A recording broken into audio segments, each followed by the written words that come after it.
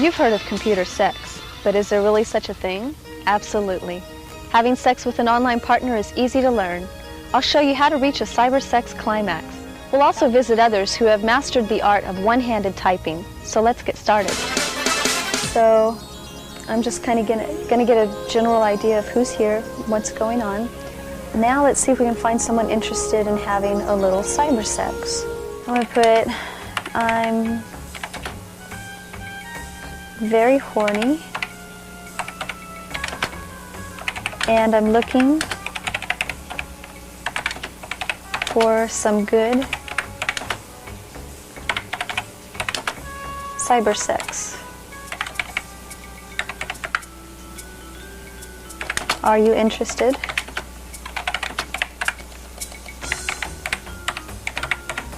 Okay, and click send and wait for a response.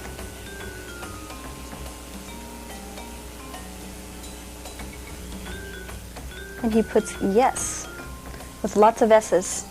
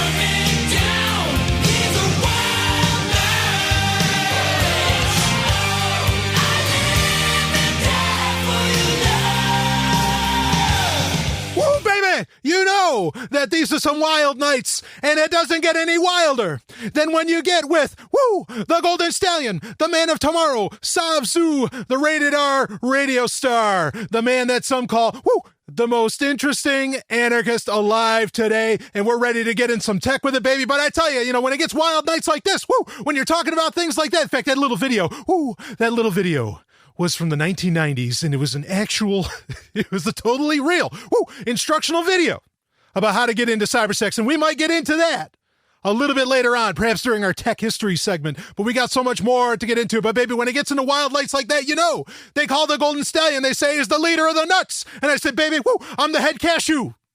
You better believe it. Oh, yeah.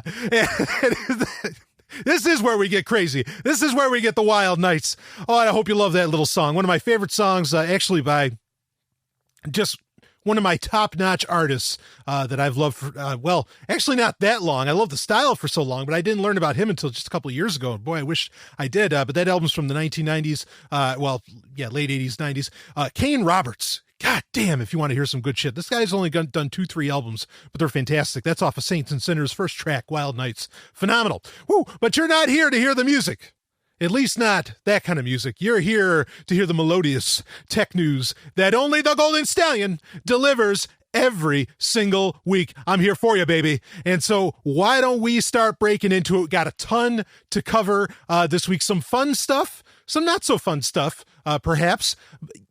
And maybe there's something where we might not have an exact conclusion to, but I guarantee you're going to love it. I guarantee you're going to enjoy it. Get all the energy here right on Sovereign Tech. Now, this,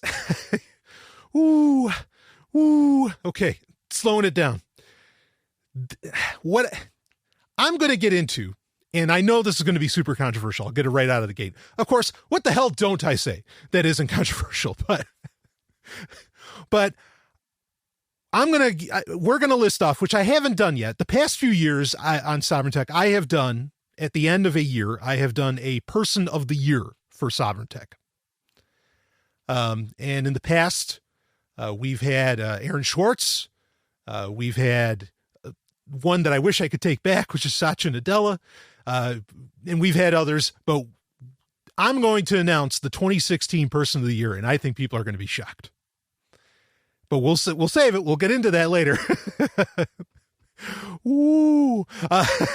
And of course, like I said, I mean, the little intro I gave you there actually will be very appertinent to what we're going to be getting into later. And we might do, if I have time, we'll see if I have the time, I'm going to get into a small series of best of 2016, which I've done here and there in various years on the show, where I was like, all right, what was the best book? What was the best movie? What was the best this? And maybe I'll get into that later, but I got some other subjects I want to talk about too, especially during the climax. I want to talk about, I have a topic I want to get into that a Sovryn Tech listener actually requested that I get into due to recent appearances that I've made on a podcast that I enjoy, the School Sucks podcast with a very dear friend of mine, Brett Venat. And Stephanie, the lovely and hyper-intelligent Dr. Stephanie Murphy was on as well for that. We've been doing a series called The Empathon. And so I always love, getting the opportunity to be on other podcasts, and especially, School Sucks. So we'll see how everything shapes up, but I'll get into that later on. Another thing, if you did not hear, now it came out a little bit later than we usually release. We usually release Sex and Science Hour on Friday, which is the other podcast that I'm on regularly, weekly. If you did not hear this week's, holy fucking shit. In fact, we're going to kind of cover in our main story, we're going to cover one story of some similar ground, but I want to break more into it on this show. But if you didn't hear it, we had the one and only, another person that I consider a good friend, Andreas Antonopoulos on the show, and with Stephanie and I, and it was a hell of a time. What a great show was doing that. So if you haven't listened to that, you can find it. If you just go to sovryntech.com, you will find, I also post on sovryntech.com all of the Sex and Science Hour episodes, along with of course, all the main episodes of Sovryn Tech, and of course, all the Patreon-only episodes get posted there as well if you become a Sovryn Tech patron, which sovryntech.com takes you right to the Patreon page, so that you can jump on board with that. And before I get into, we were just talking about the climax coming up. Well, before you can climax, you got to have foreplay, right? So before we get into the foreplay, which is where we cover all the little tech stories of the week, before we get into that, I do just want to say a hearty, and I mean this, a heartfelt thank you to so many new patrons. In fact, like I notify on various social media whenever I get a new patron, like on Twitter or wherever else, and I let people know, I'll like I do a common themed post where it'll say, ding, new Sovryn Tech, subscriber on Patreon and everything. And then I come up with something sexy to say after the fact, like, a succubi gets her wings, or a succubus, I should say, gets her wings, things like this, or an elf gets her, thigh high boots.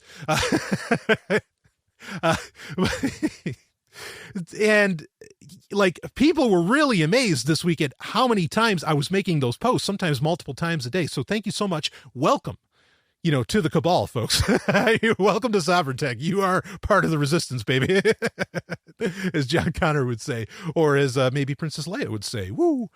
So anyway, enough of that. Thank you for becoming a patron. If you want to become a patron, it's just $1 a month, at least. A lot of people, most people do more, and thank you for that, but at least $1 a month, and you get access now to hundreds of hours of content. In fact, we're up over 50 episodes now of Patreon-only content. And people, I get the comments from people, they loved it. They loved the one I did about the VPN breakdown. I get to go really knee deep because I can spend time on only one or two.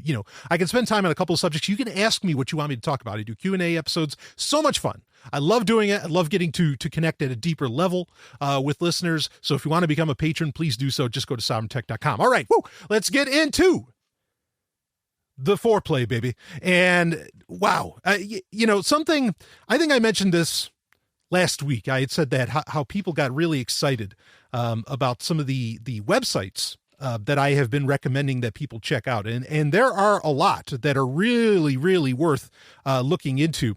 And I've put a lot of these websites, if they're ones that I think are great resources for people to go back to, I keep putting them in the appendix on the show notes for each episode. And of course, you can find the show notes at sovereigntech.com. Or if you go to the SoundCloud page, you can find them there too. That's also where you can download episodes if you don't want to just put it in your RSS feed. And so now really the appendix for every episode of Sovereign Tech is getting really long because there's so many resources there, along with, of course, Sovereign Tech sponsors are also listed there. But check these out. And the one I want you to check out this week, because people thought, they loved, especially that VPN website that I recommended, some others. Check this one out. It's privacytools.io.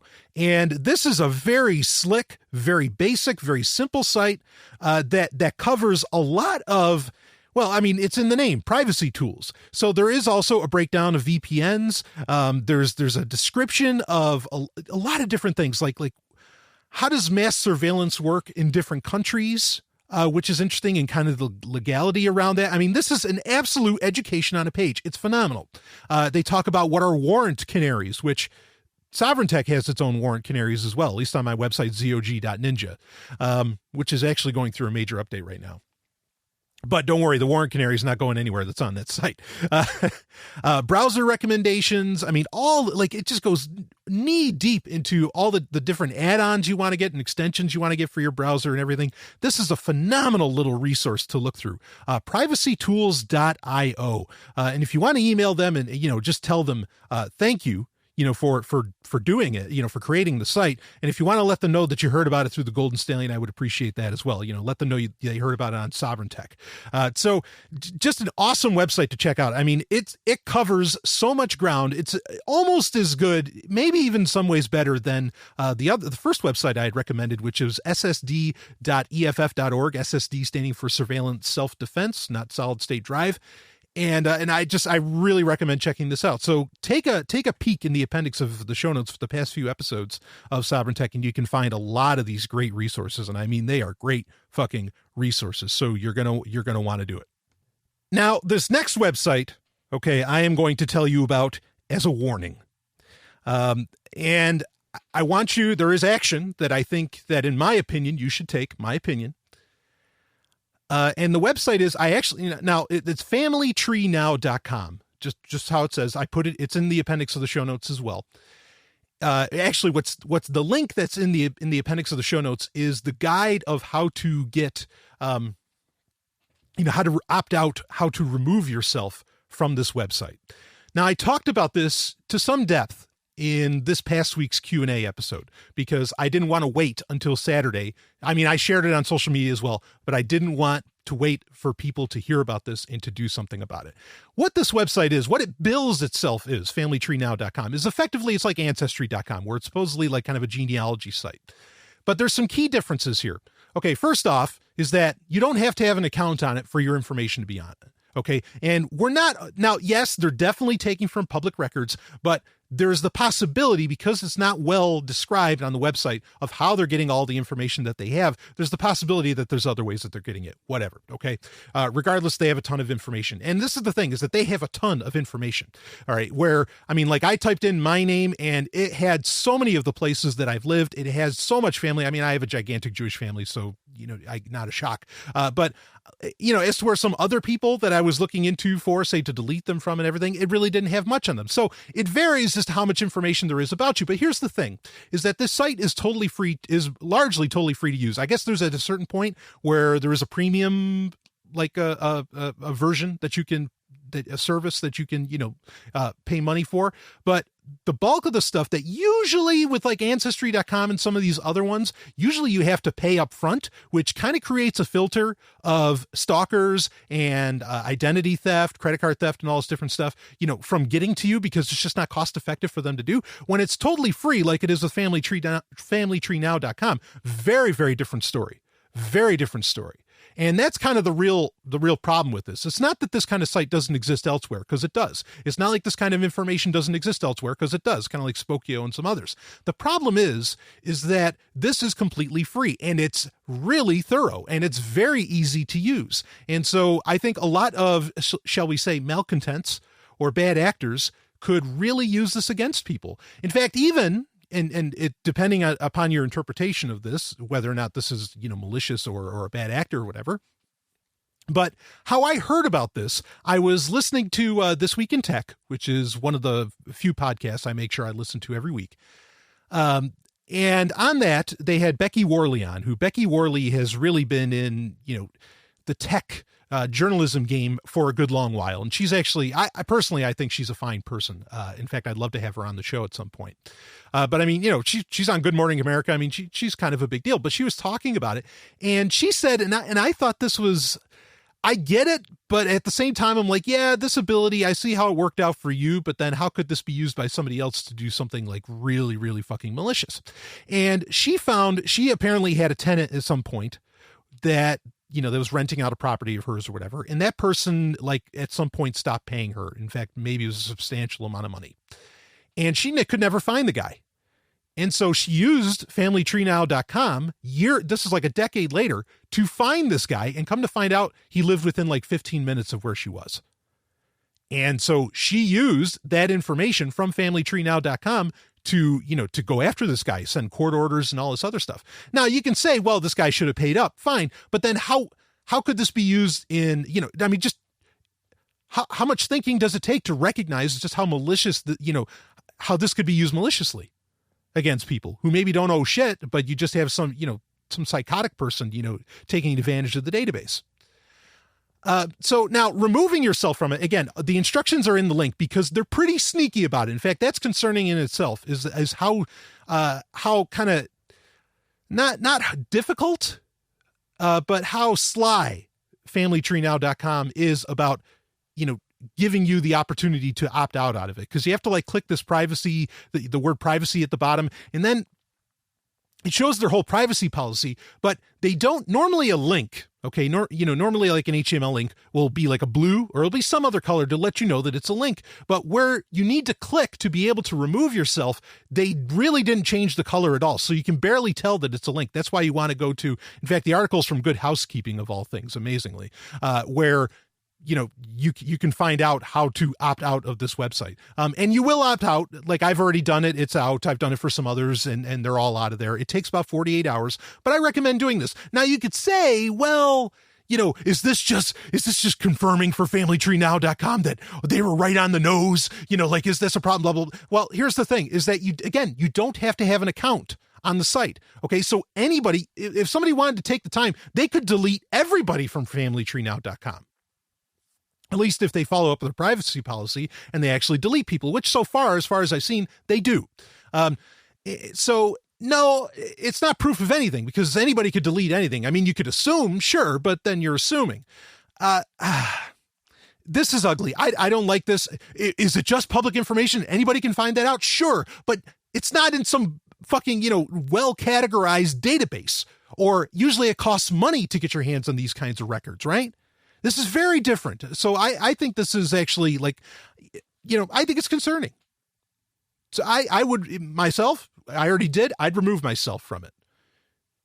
I mean, just without even thinking, I was like, yeah, no, I'm getting rid of myself. Now, of course, it's not going to protect you from the NSA, CIA, AT&T, FBI, right? All the government alphabet soup organizations. Woo.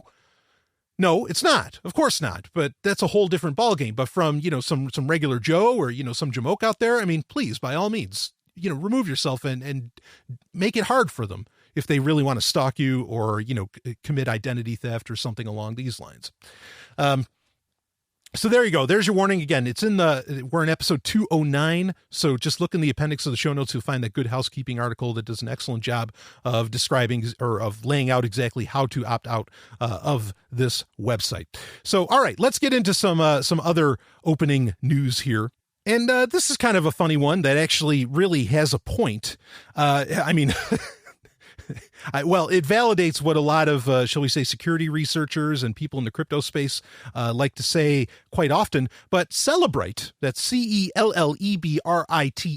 Of course, this is the company that, first off, they've been hacked / cracked. Okay. I consider hacking a heroic act. I consider cracking a malicious act. This is a very old delineation that has been used in the tech world for some time. So depending on how you look at this, I suppose, whether or not you think it's a hack or a crack. But Cellebrite, they have their databases, servers, all that good stuff, have been cracked into, or hacked into, I guess. Again, depends on your definition. And what Cellebrite makes is a very unique product. And this product is something we've talked about before on Sovryn Tech in various HackSec segments, where it is a device that effectively allows you to plug in a smartphone or even some other devices, and you are able to read all of the information and even copy off a lot of the information that exists on a smartphone. And these things can, to some degree, get through various forms of encryption. Okay. Now, this company obviously sells to what? Governments, of course. And not just the U.S. government either, but now there's evidence that they've sold off to the UAE. Perhaps I think Russia was one of them, and some others. Law enforcement agencies love the shit out of these guys. Okay. But now, depending on who exactly, and we're not entirely sure who exactly hacked into, Cellebrite's databases. Okay, but now they have all of this information that has been collected for years by law enforcement and whatever, other agencies were using Cellebrite, on various devices. And now they have all that. Now, the irony here is that,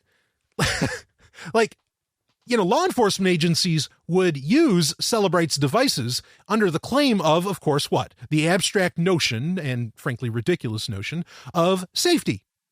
Right? Safety for society. That's where it's ridiculous. I mean, getting into personal safety is a totally legitimate and fine thing to be concerned about. Individual safety. But, safety en masse, right? Which is, as elusive as it is crazy. Okay. To think that you can in any way promise that sort of thing or even achieve it. And in so doing, they have created an incredibly insecure database, right? One that's been hacked into now. But now all of that data that was all about keeping people safe is now, somebody has their hands on all this.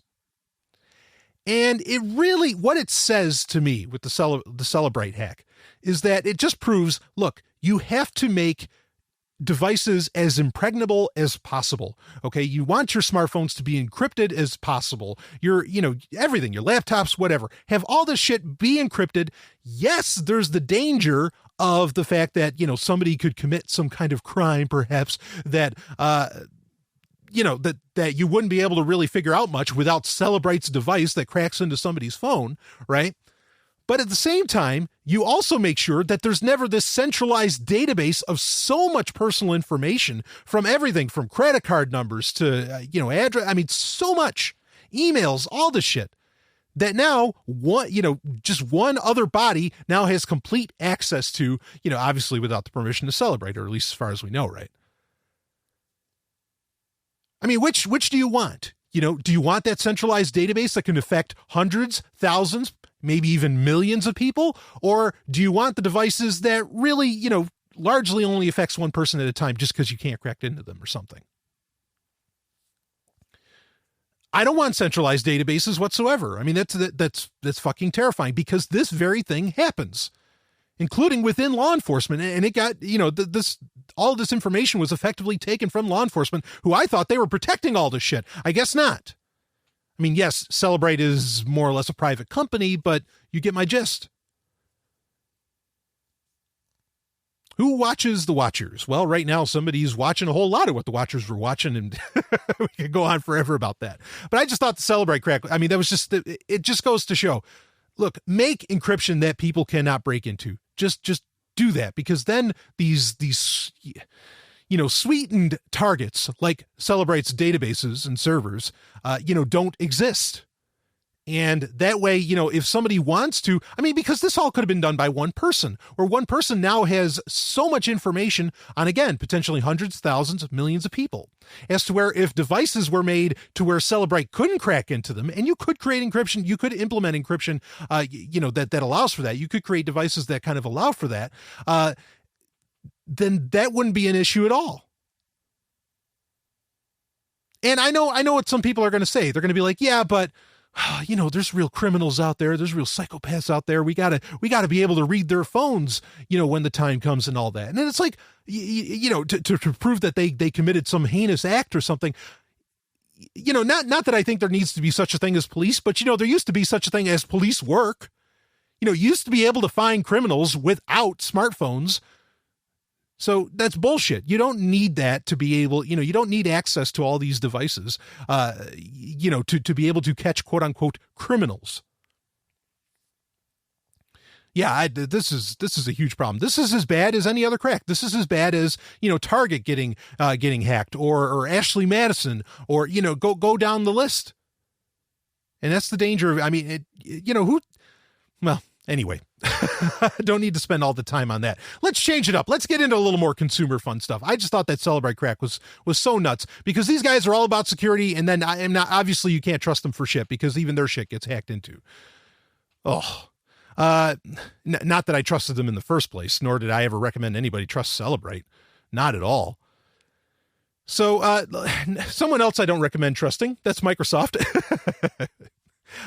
Let's break into what exactly has been going on with them. Now, this is somewhat interesting. Of course, we've talked about this in recent episodes. Microsoft has their creators update coming out for Windows 10. This will probably be in March or April of 12,017 by the Holocene calendar. 12,017 HE, the human era. You just add on 10,000 years. Woo! We talked about that 2 episodes ago. A lot of fun. And I said, I'm going to start using that dating schema for Cybertech from now on. So anyway, the creators update will be coming out. And one of the interesting things that really doesn't necessarily have to do anything with creation or creatives per se, not directly, is that the Microsoft Store, which offers music, in fact, the largest music library in the world. Most people don't know that because, they're on Spotify or Google Play Music All Access or whatever, I'm not judging there. But they also offer movies. They offer obviously a lot of Windows 10 apps. In fact, it's the only way to get those, universal apps, not software necessarily. You can get that anywhere, but universal apps, you can only get those through the Microsoft Store.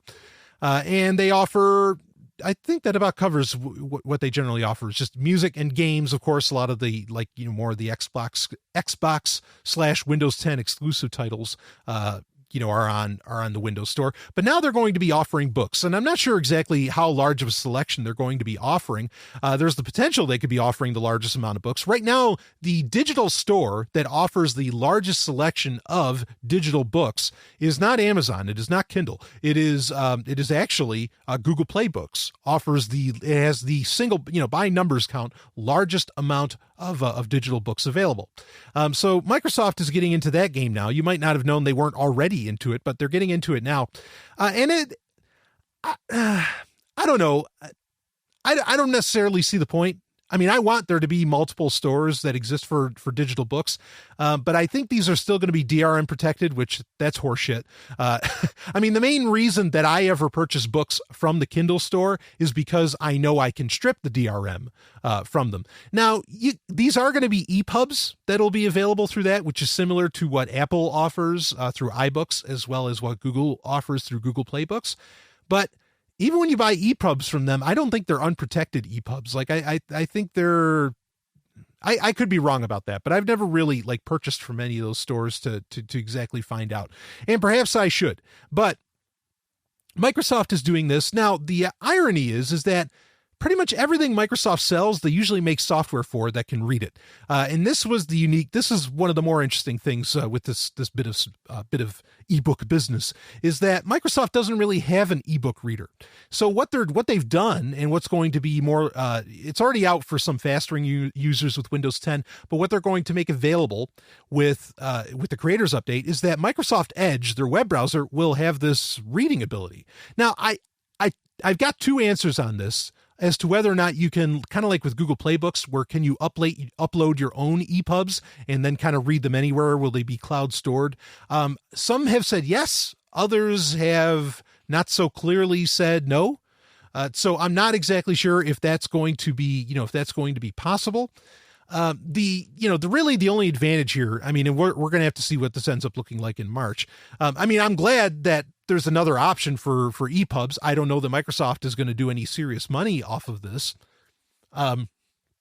I mean, really, Amazon's Kindle store just so has the market cornered. If they're delivering unprotected books, I could see this being a little more interesting because, I'm all about everything being DRM free so that you have actual control of what you put down money for.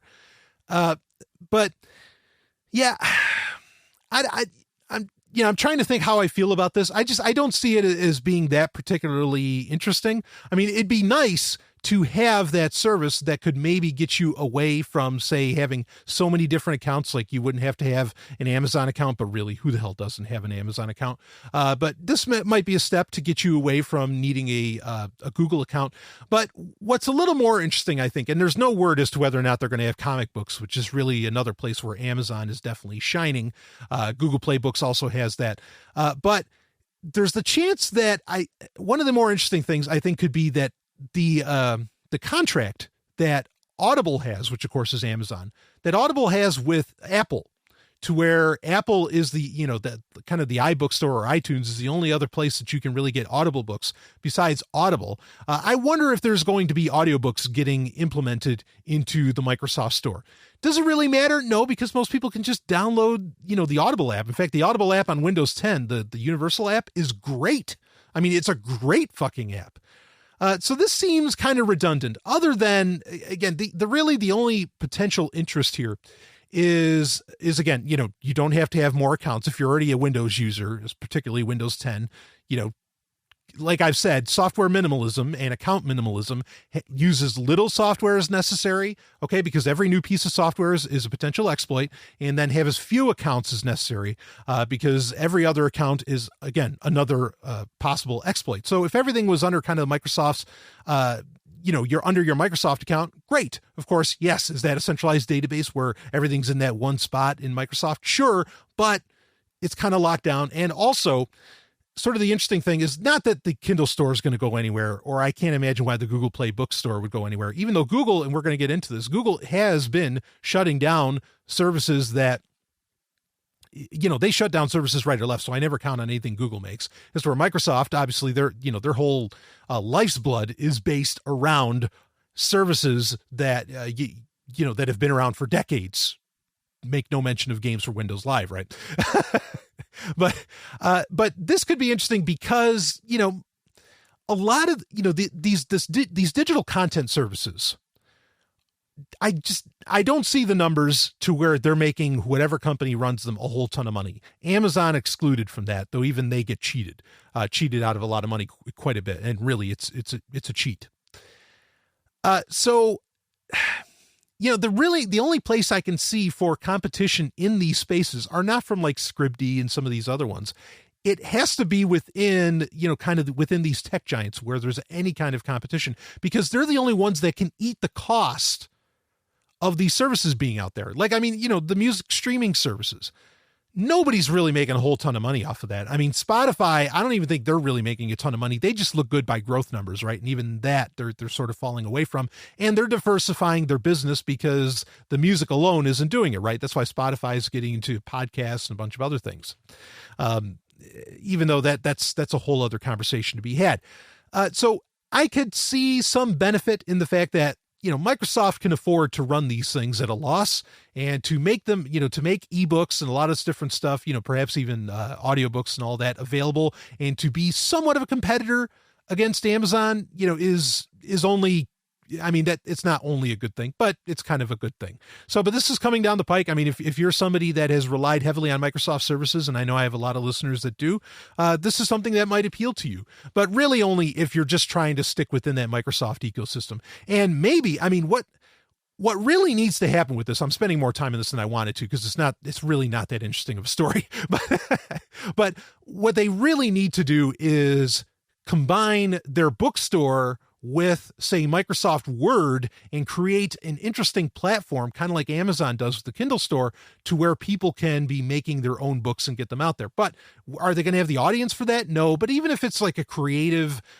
even if it's some kind of like content help venture that Microsoft was engaging in to get people into creating stuff like writing novels and short fiction and all that, then that could be a really good thing. And to have an easy store that people could publish to, that could be a good thing. That could be interesting. Because Microsoft is making all of those tools available. I mean, even if you're making a book for Kindle, even if you go through the instructions of what it takes to make a Kindle book, it says, use Microsoft Word or something else, but it's still the industry standard. So there's a play that could happen there, but we'll see what happens. Anyway, enough of that. Speaking of Google services that are effectively getting shut down, Google Contributor, which this was supposed to be the alternative to web ads, to advertisements on websites and all this. You could pay anywhere from $1 to however many dollars to Google. And if the website you went to was using the, Google ad platform, it would replace it with no ads. Like Google would automatically replace it. If you're logged in with your account, would automatically replace it with no ads. But they would give a portion of the money to the website that was working within the Google Contributor program. This is now being shut down. Apparently there's going to be something else that'll get put in its place. But I don't know. I don't mind the idea so much. I think it's far better than the completely insecure nature of going to websites and them serving ads and all this. And it could you could kind of create an ecosystem of websites that, are Google, that work within Google Contributor. But it was sort of set to fail. Like really, the way advertisements are pushed in general, that whole model has to change, in my opinion. Now, I don't know exactly how to change that other than having very non-intrusive ads with sponsors like I do on my own website. But yeah, this is a tough nut to crack, but Google Contributor, while I think the idea is interesting, obviously its implementation wasn't working out the best, and that's why it's getting shut down. Not a shock that Google shuts things down. Now, for another story in the Foreplay here, Google is actually expanding something. and this is a quick shot. So a couple years ago, Google, or AlphaGoog, it should be alphabet/Google, AlphaGoog announced that they are creating what's called Android One smartphones. And these are smartphones designed for markets within developing countries. Okay. Like working within India and maybe some other, countries in Africa, things like this. Okay. And they've been kind of popular. And the idea is they're sort of like a poor man's Nexus device. And I don't mean poor man as an insult by any means. But it's supposed to be a poor man's Nexus device where it's getting updates from Google, security updates on a regular basis and all this, but it's meant to gear towards, developing countries, or what people used to call, and I don't want to call them this, but it's going to be part of the punchline. So you got a punchline coming, woo, burying the lead. No, but third world countries. Now, an announcement just came out that in partnership with LG, I think, and perhaps some other companies, Google is going to start releasing Android One phones in the United States. So what does that mean? Is the United States a third world country now? Woo! Way to go, President Trump.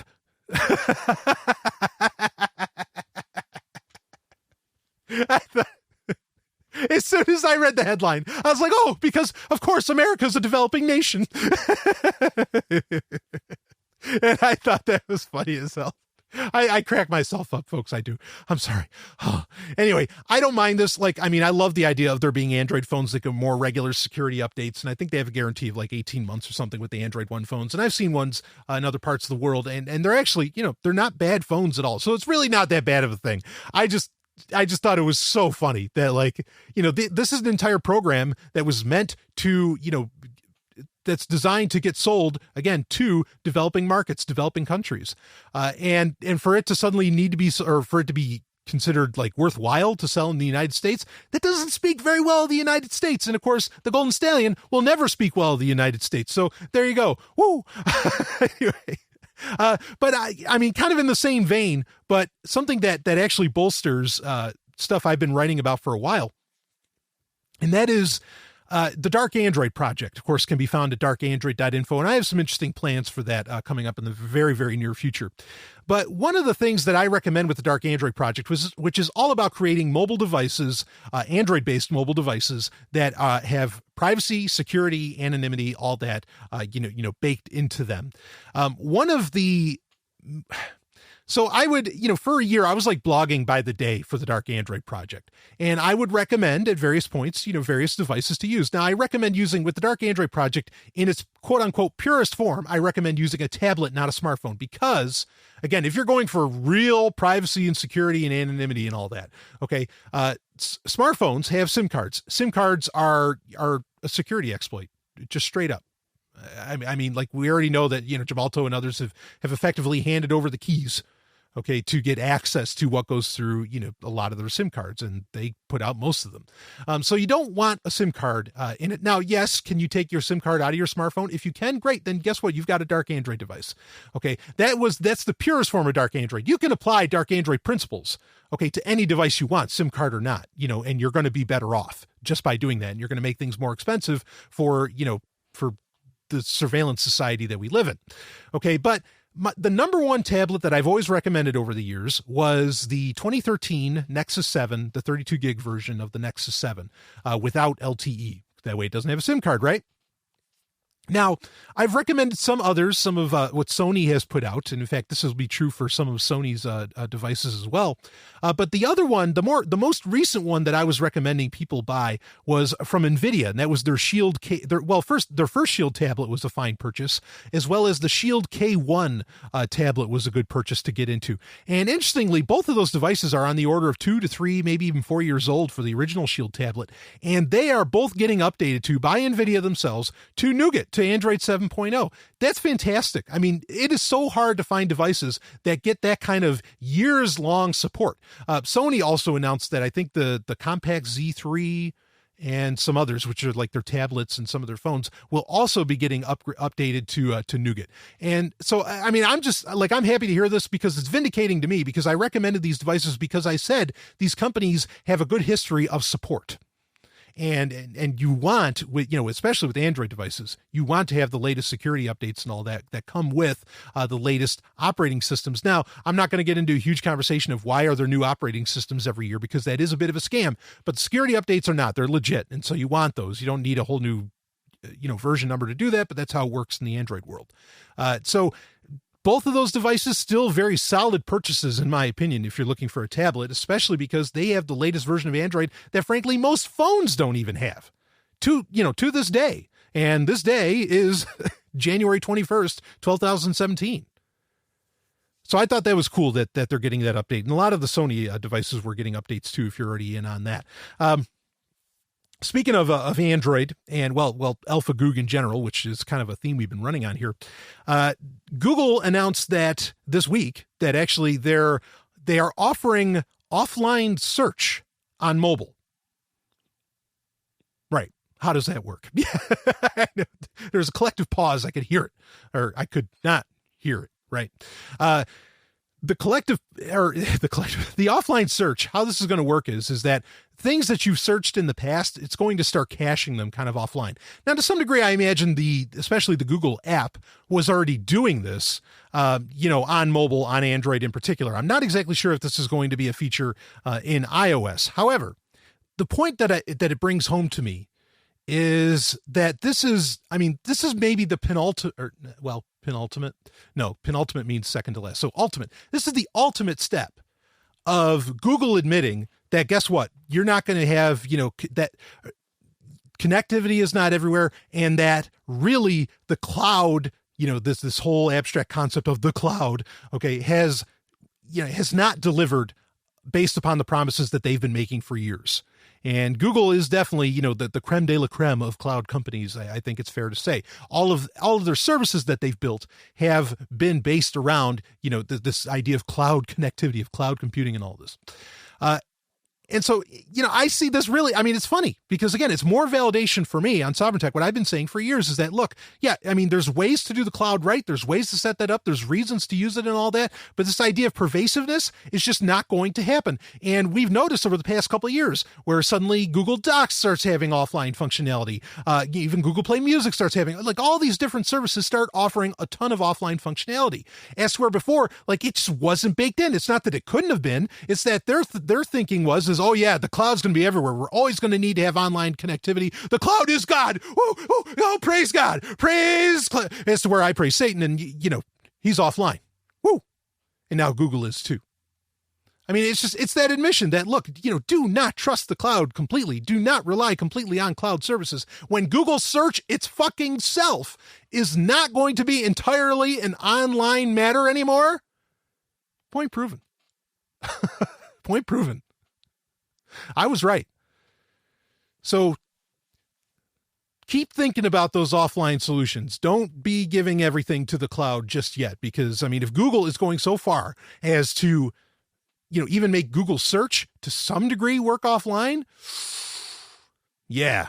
And it's also hopeful too. I mean, that a company because one of the things that's been developed for a while, and it's not just Google. I think Facebook's doing it. I've talked about that. We've talked about Project Titan. Of course, Google had Project Loon. And there's, I talked about what I think Apple has in mind or had in mind with their multi-peer connectivity framework and all this, to where each of these companies is really creating their own internet. It would appear that those ambitions are failing, and good. At least for now, they seem to be failing. We'll see.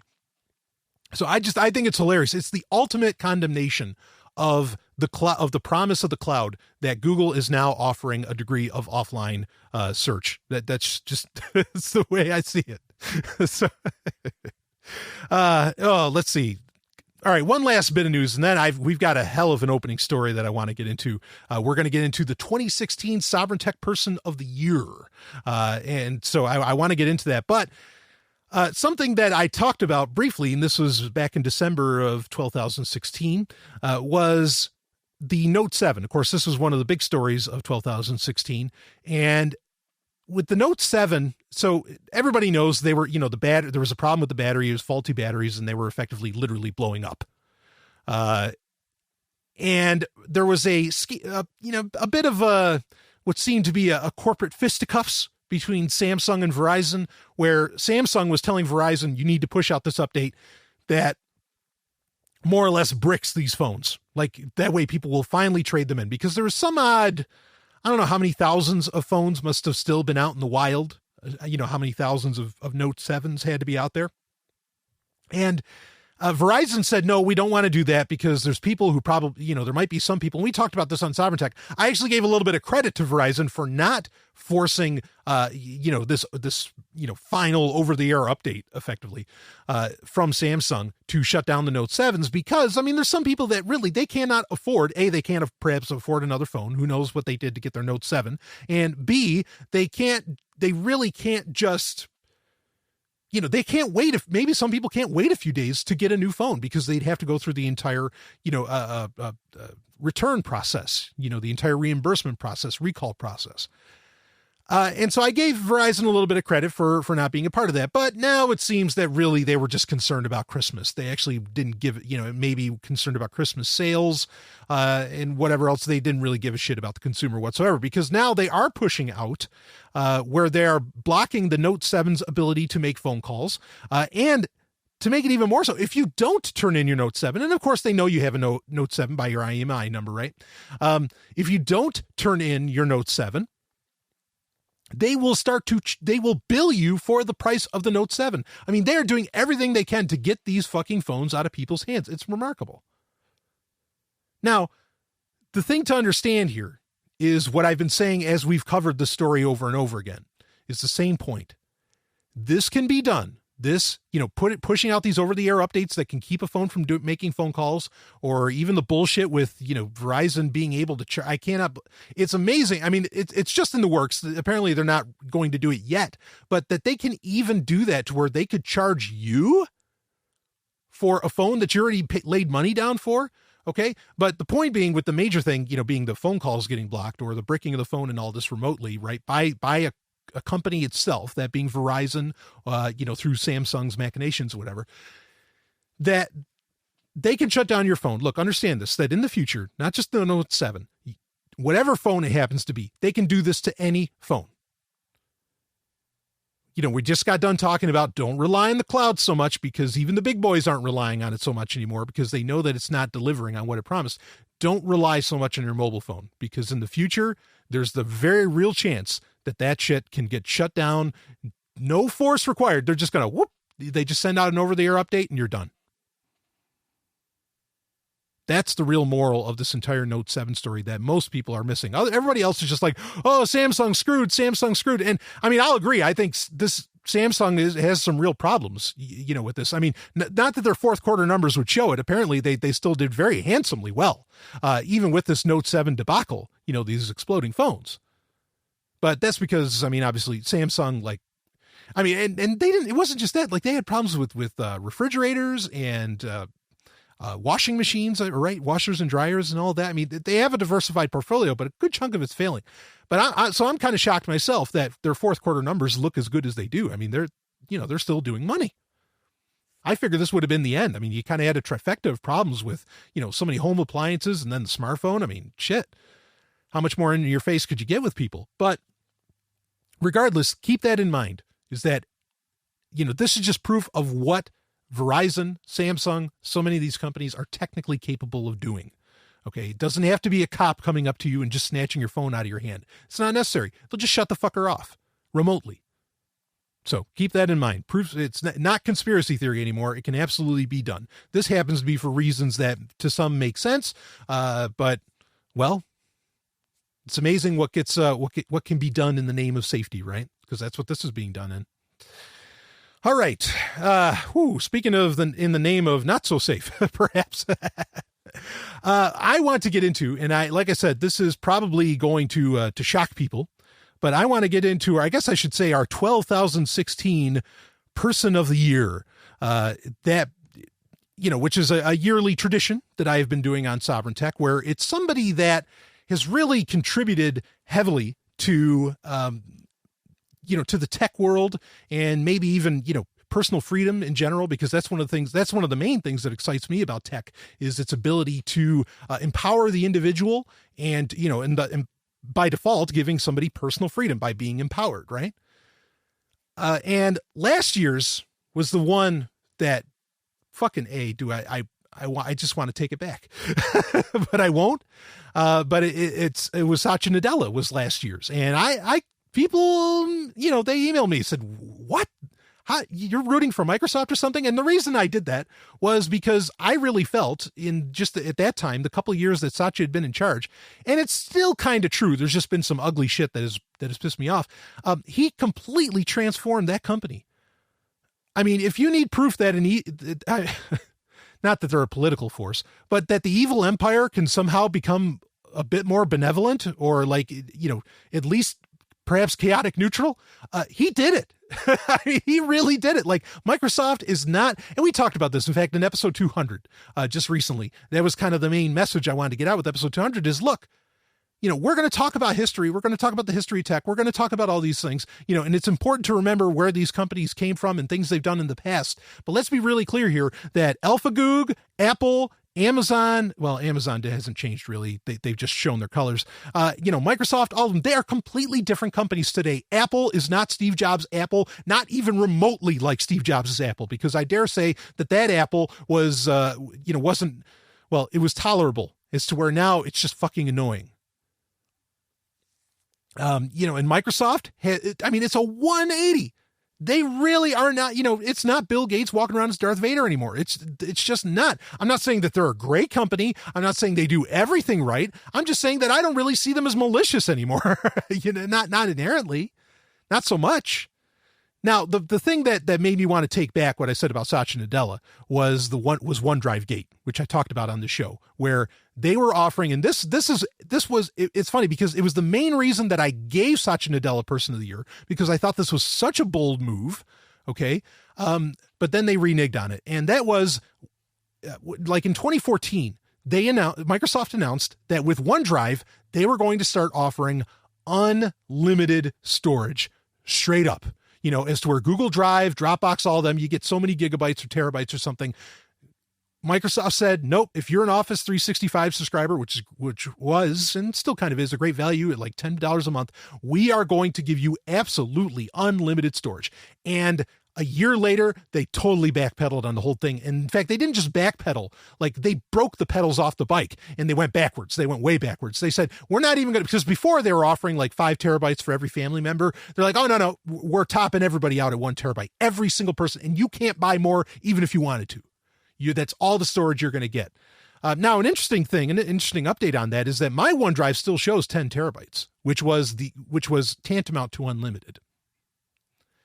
So I don't know if they've even backed off a little bit on that, and they did offer refunds because, I mean, it was crazy because Microsoft was saying that there were people abusing OneDrive, this unlimited amount. Look, if you're telling people it's unlimited, they can use as much storage as they want. If they use that storage, how is that abuse? It's not. You're a liar. And I was so pissed off by that because I thought it really changed things to where now people, I mean, yes, not in a literal sense. There are only so many servers in the world. In a hyper literal sense, it wasn't true. But effectively, for consumers, for the first time, consumers had unlimited data storage accessible to them, especially at an accessible price point. And I said, this changes the world. This changes everything. And it really, it had the potential to do that. Now, I know Amazon offers unlimited storage. I get it. And they haven't reneged on it yet, though. I think it's really just a matter of time. Maybe it's just because they didn't have such a strong user base as Microsoft does, right? And if they did, I really question whether or not they'd offer that. And even then, let's talk Glacier and AWS, baby. And there's so many problems there, okay? So, but when they reneged on that was such shit, and so I was really ticked off, and that's why I said I wanted to take it away from Satya Nadella, but whatever, we'll leave it. So anyway, yeah, I mean, that was empowering the individual, unlimited storage. That was huge. And then the other things that Microsoft had been doing at the time were, at the time, they had been really supportive of Bitcoin. Of course, it seems they're also getting back into being supportive of Bitcoin again, thankfully, because they've probably seen that Ethereum and a lot of the others just flat out fail, or impractical for what they were, promising to deliver and all that. So, there's some building back up going on here with Microsoft, I think. But regardless, that's not what we're here to talk about. We're here to talk about last year's, the present, the new Person of the Year for Sovryn Tech. And like I said, this is going to shock. And this is actually the first year where the Sovryn Tech Person of the Year is a woman. And the woman in particular that we're talking about is Mistress Harley. And I have a link in the show notes where you can read an entire story about her from Dazed. And this is just from a few days ago of 2017.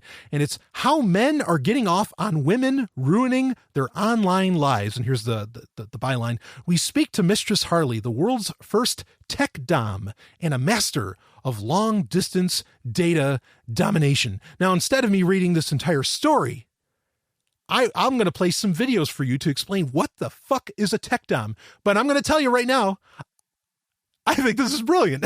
I think this is so cool.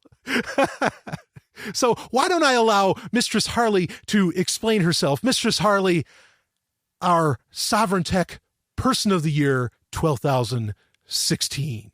Hi, boys and girls. I'm Mistress Harley. I want to answer some of my frequently asked questions, including what is a Techdomme? Now, you may know I wrote the book Techdomme, so you should read the book on Amazon.com on your Kindle. But if you really want to know the answer from the horse's mouth, it's this. A Techdomme is a dominatrix like myself that uses high-tech products to monitor, control, manipulate, abuse, and use her slaves, or to use those products to enslave men. Now, I particularly enjoy using desktop sharing software to take over your computer and lock it under administrative controls that only I have the passwords to. Then I install a variety of software like web filters, keyloggers, and other little spy programs to control you and prevent you from undoing my changes and make sure that you never ever look at that nasty porn again. I also go through all your files and make sure that you don't have anything that you shouldn't. And meanwhile, I find out lots of sensitive information about you. I might find out your name or your email address or your Facebook profile or where you live or who you're married to or what you make or where you work or your boss's name. I can find out everything because I'm the Techdomme. So this is Mistress Harley answering your questions. What is a Techdomme? Wow. So, if you didn't get her gist, now she is an actual Dom, of course, dominatrix, right? She is an actual dominatrix, not just a tech dom. She's also a fin dom, which we're going to get into that in a second. Okay, but the basic gist is, and this isn't necessarily sexual, though, as I understand it, it starts to take that turn at points, depending on what her clients want. And at various points, she's had clients up to like 20 clients at a time.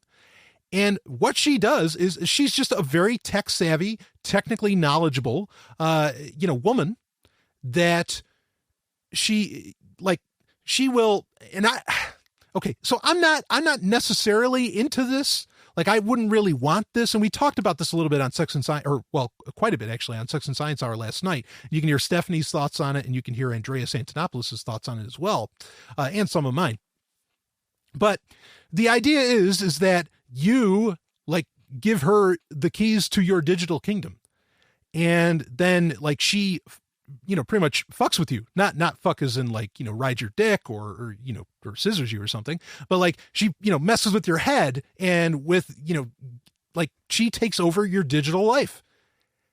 And I mean, there's a power dynamic. There's a power exchange, being done there that's a part of some people's kinks and fetishes. Right. I mean, for a lot of fetishes, it's the very, or, for a lot of kinks, it's the very nature of it is this, kind of this power over or whatever.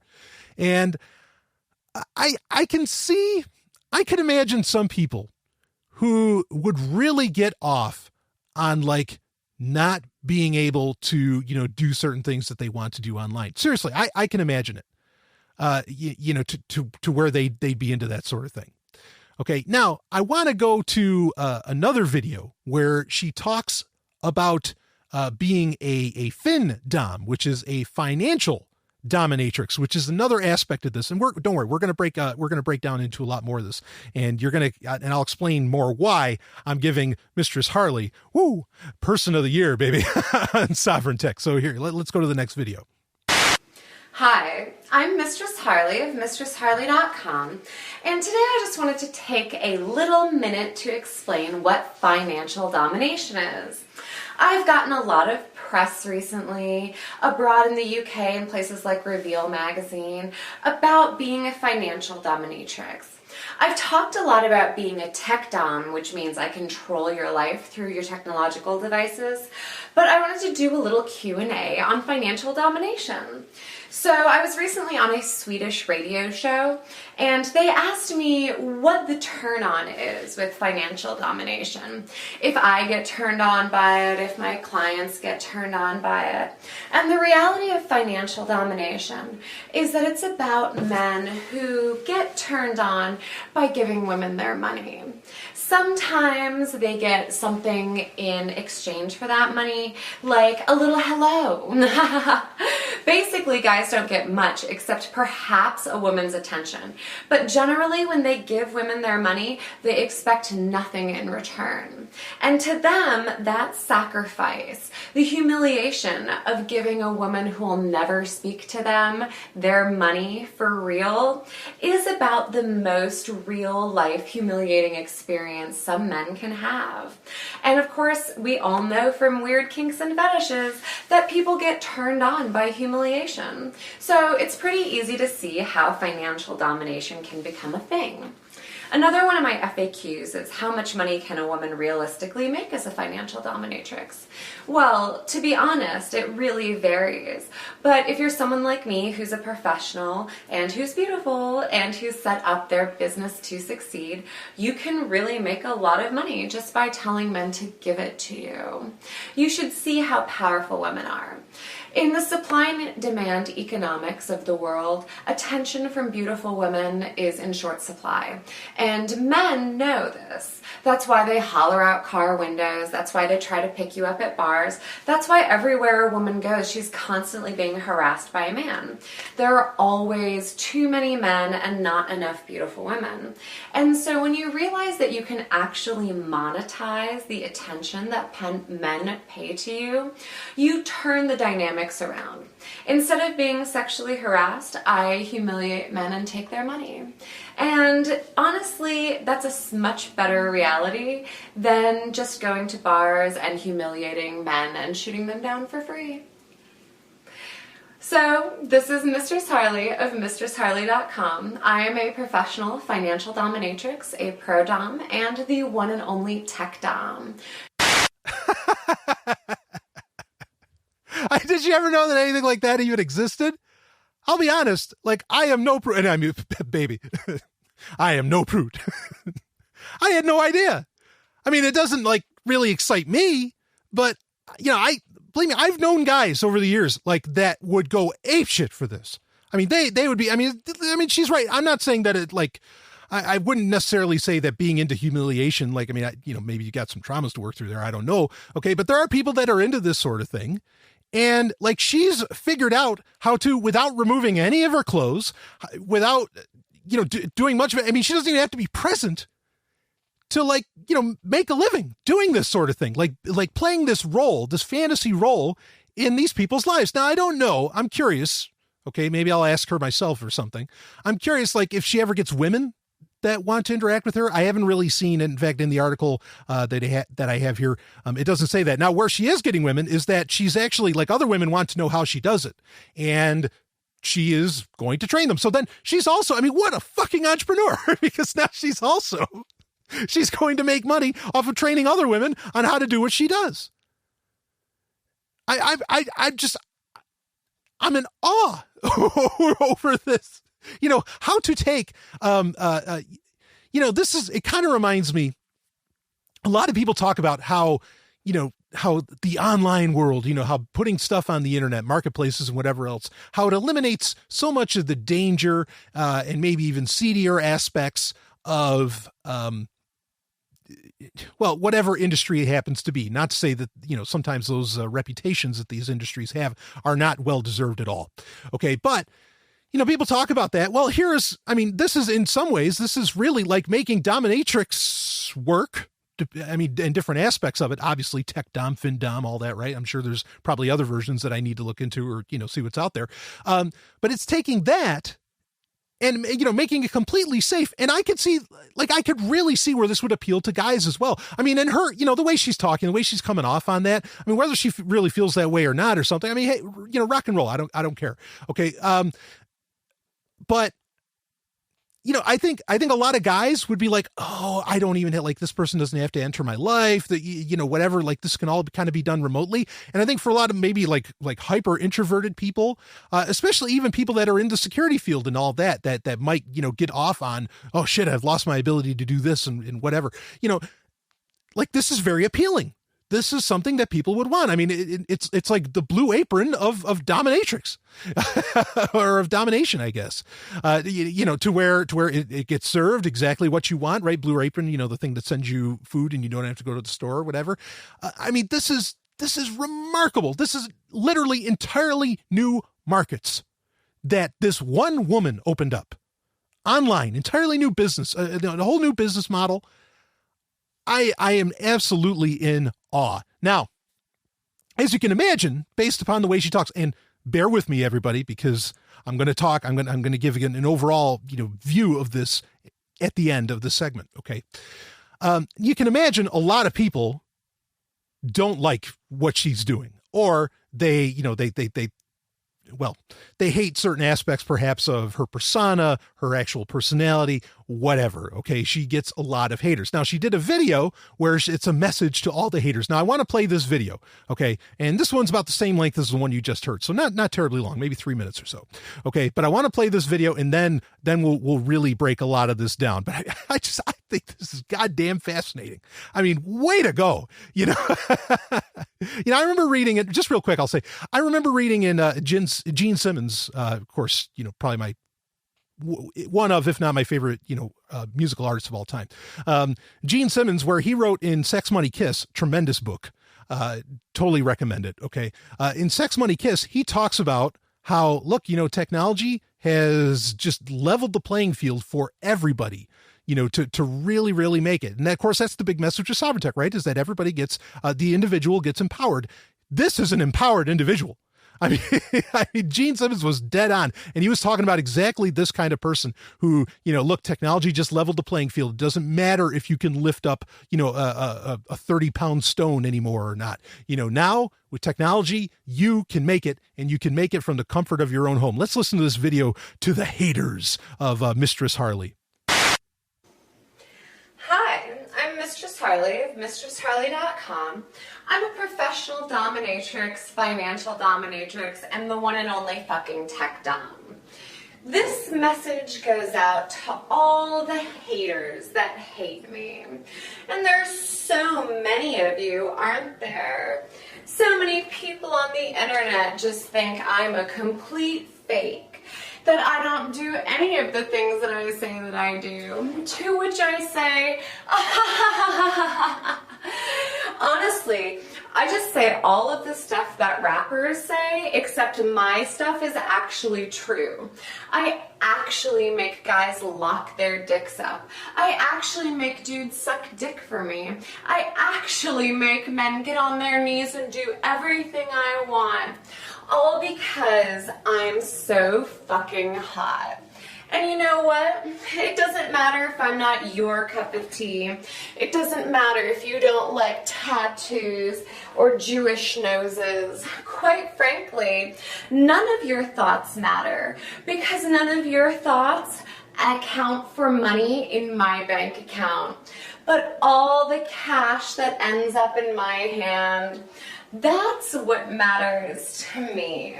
Because ultimately, I'm successful. I stay at home and watch Star Trek all day and go out and drink and eat at the fanciest restaurants while you go to work for a living. You're just another wage slave like everybody else, complaining and angry that girls on the internet make way more money than you in one day than you do in an entire month. I bet it must be really hard for you to have all of that male privilege and still not be able to measure up to real men who don't really have to work very hard because they're already rich, right? It's exactly the same problem you have with me. Well, this is Mistress Harley of MistressHarley.com. This one goes out to the haters, and I'll be laughing all the way to the bank. Woo! Watching Star Trek all day long, baby. All right. Now, I can imagine a huge chunk of my audience is probably pissed as shit right now, saying, who the hell does she think she is? Blah, blah, blah, blah, blah. Look, part of that is a character, obviously, right? I mean, she's selling books. She has tons of books. Look her up on Amazon. Holy shit, she doesn't have one book. She's got a whole series. I mean, when she says she's laughing to the bank, yeah, she's laughing to the bank. And like her attitude, a lot of what she's doing there, I mean, some guys kind of get off on. And even if that's how she really feels, well, fuck, whatever. We're going to talk about like division of thought later on, division of ideology later on in this episode of Sovryn Tech. Okay. But this is just like, I read her story. In fact, it got sent in, by just an amazing, wonderful producer of Sovryn Tech. And I was just like, holy shit, this woman's got it going on. This is incredible. So now for me, I'm not into, I don't need her services. Don't want them. Okay. But what I'll tell you, what honestly gets me hot and bothered about this, and I mean it's a turn on, is the fact that that she has, talk about an empowered individual. She really is. The fact that she can do this, that she put this all together pretty much. I mean, as far as I can tell, based on what I've looked into, and I've looked in, fairly deeply. I mean, she does this on her own, I mean, and it's not like she's obviously not using the best audio equipment in the world either. Okay.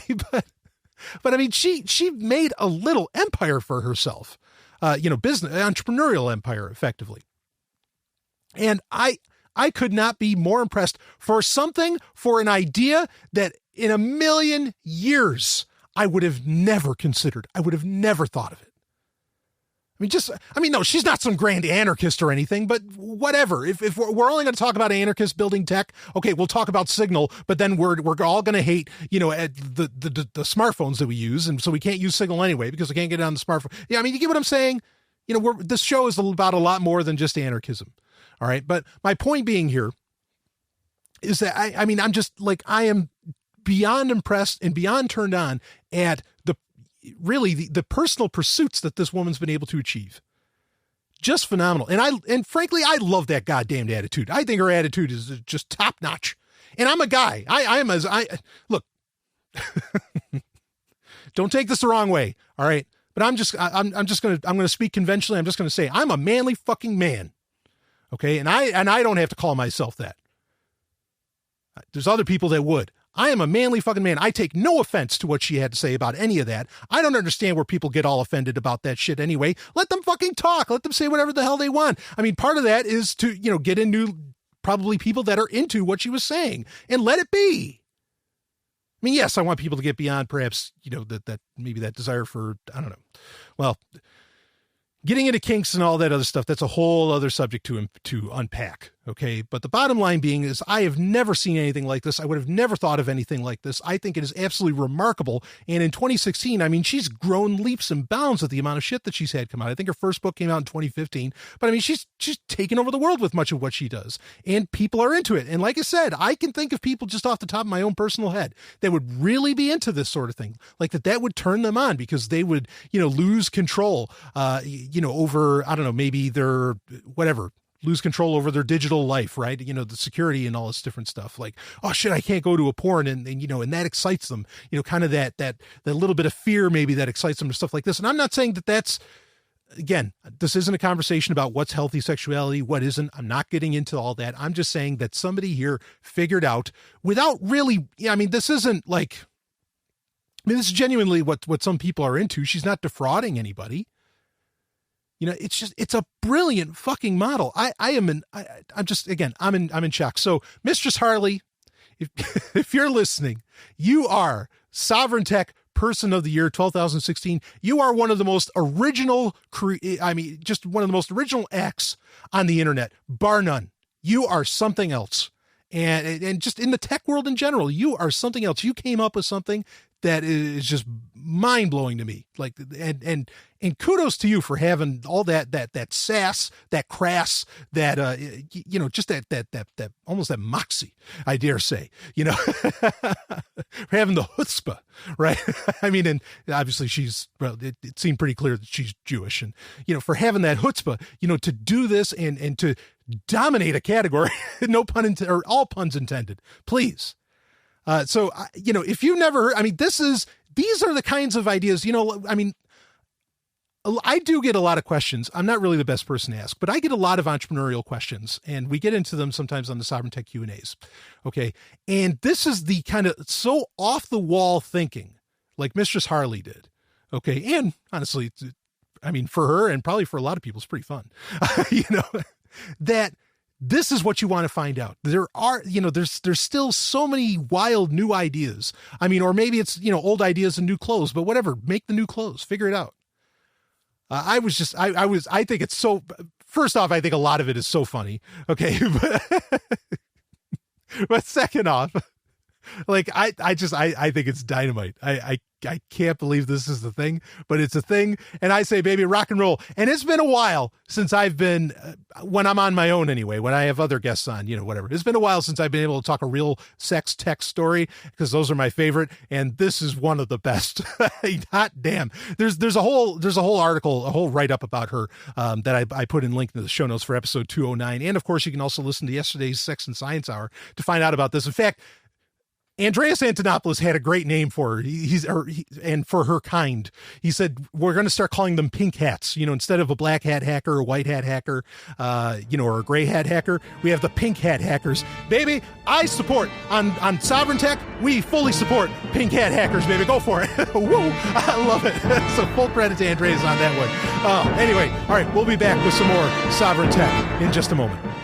Now, let me tell you, if you are into control of your own shit, probably what you want to do is, especially online, you want a great web host, a web host that cares about you, especially if, say, you're an activist, or you're an organization, maybe you're a little bit of a rabble rouser on the internet. I'll tell you who you want to work with. Okay. That is agoristhosting.com. That's AGORIST, agoristhosting.com. These guys are the best. I know them personally. They are, just top notch. They care about you. They do everything right. They have a bicontinental, backup hosting. They got the whole thing going on. They work with WordPress, all of it. If you want a website, these are the guys you want to deal with. AgoristHosting.com. Or if you want to get into the real free market like OpenBazaar, they do OpenBazaar. I say this all the time. They do OpenBazaar better than OpenBazaar does. They will set you up with an incredible business backend if you want to start doing business on there.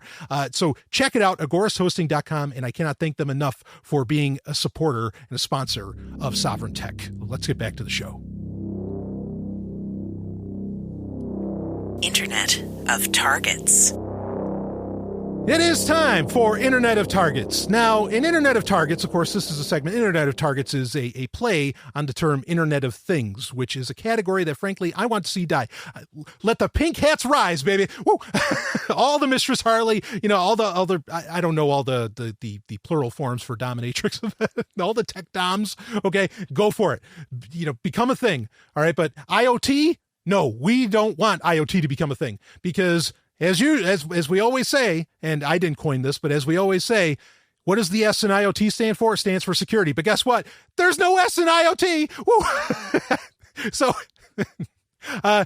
that's the problem, is that, I do this segment every week because I am trying to really make people aware about this category, that being Internet of Things, okay, which is like your smart home, and all of these connected, connected light bulbs and connected toasters and microwaves and all this shit, okay, and just try and let look, when you connect all of this, they all become gateways into your digital life. And unless you're hiring Mistress Harley, you don't want people doing that.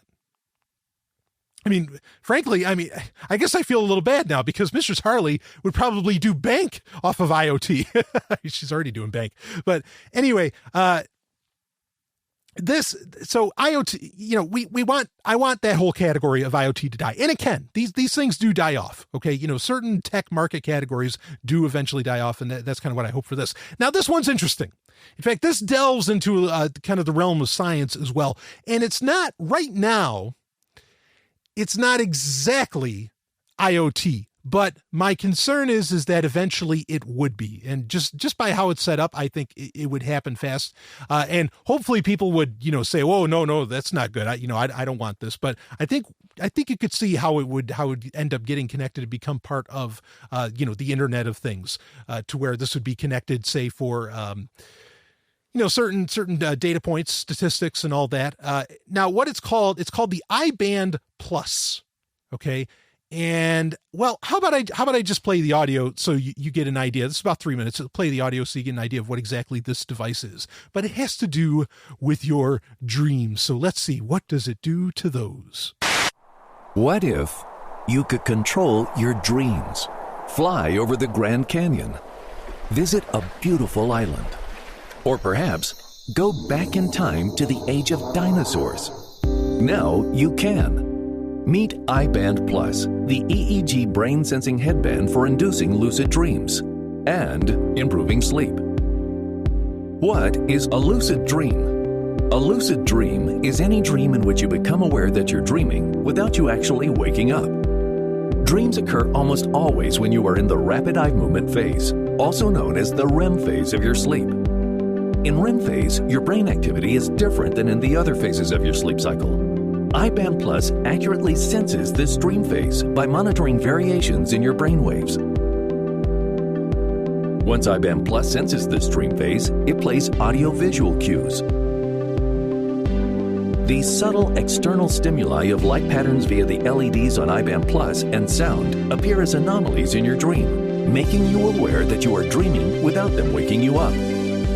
Once you are lucid in a dream, you can take control of your dream actions and consciously reshape the dream to fulfill any fantasy. Your wildest desires unrestrained by the laws of physics or society. Lucid dreams are vivid and highly immersive. Once in lucid dream, you enter a virtual world where everything you see, hear, touch, taste, and smell is as authentic as reality.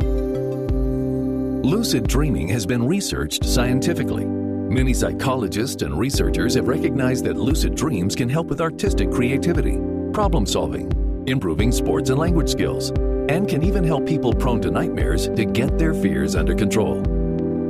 Sleep is also very important to restore energy reserves and strengthen the immune system. Even minimal sleep loss affects mood, productivity, ability to handle stress, and even body weight.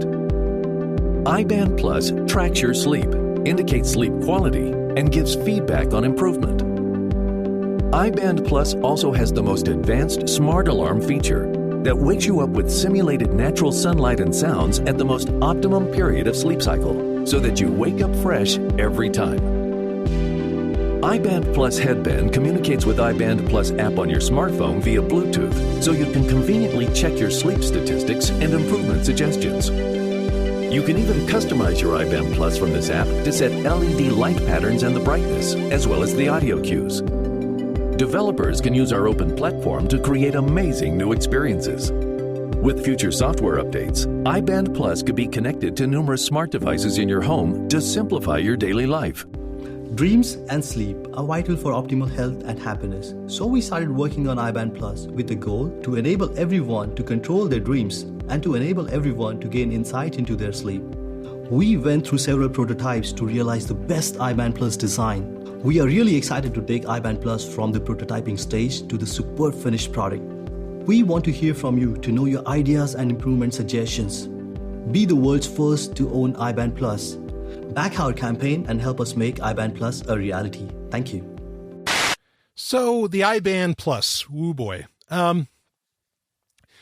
Yeah, where do we even start with this? Now, of course, it being IoT, I mean, they admitted, right in the audio there from their, kind of their pitch video that, yeah, in the future, it can end up connecting with other smart devices and other smart things. And it already connects to your phone. It has an app and all this.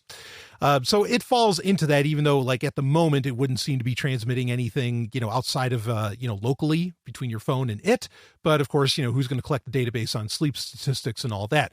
Now, that's one of the, this is where some sleep trackers are actually legit. Now, Fitbits are not, okay? Like most of the wearables that you can buy, say even like in whatever popular venues are out there, those generally don't work as far as being a good sleep tracker. We've already talked about that and how fitness trackers have, sometimes have wildly inaccurate data included with them.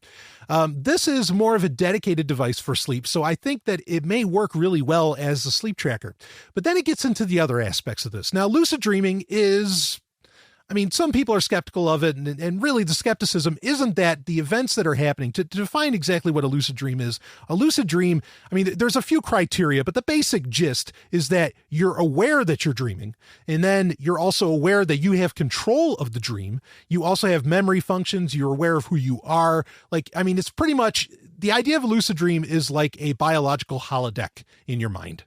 Okay, that's what a lucid dream is if you don't know.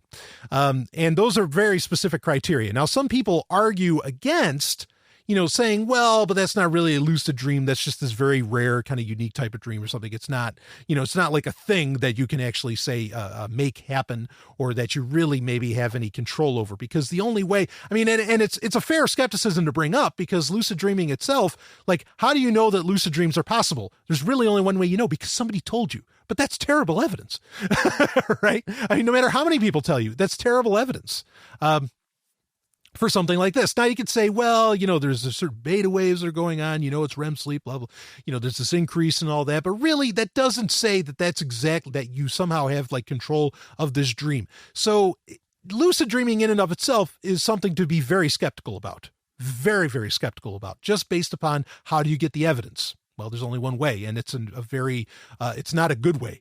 It's not really evidence by anybody else's metric. It's just because, somebody said that they could do that, anyway, so lucid dreaming in itself is kind of an issue. Now, even if you could do that, even if this did everything that it said, and I don't believe that it can, okay, and we don't need to get into, what do the LEDs do? Because kind of the idea is, so ways that people have in the past talked about how to induce lucid dreaming is that you need to be like micro awake.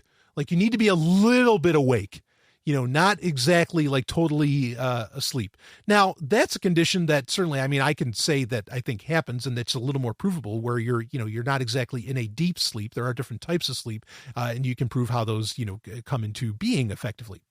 Okay.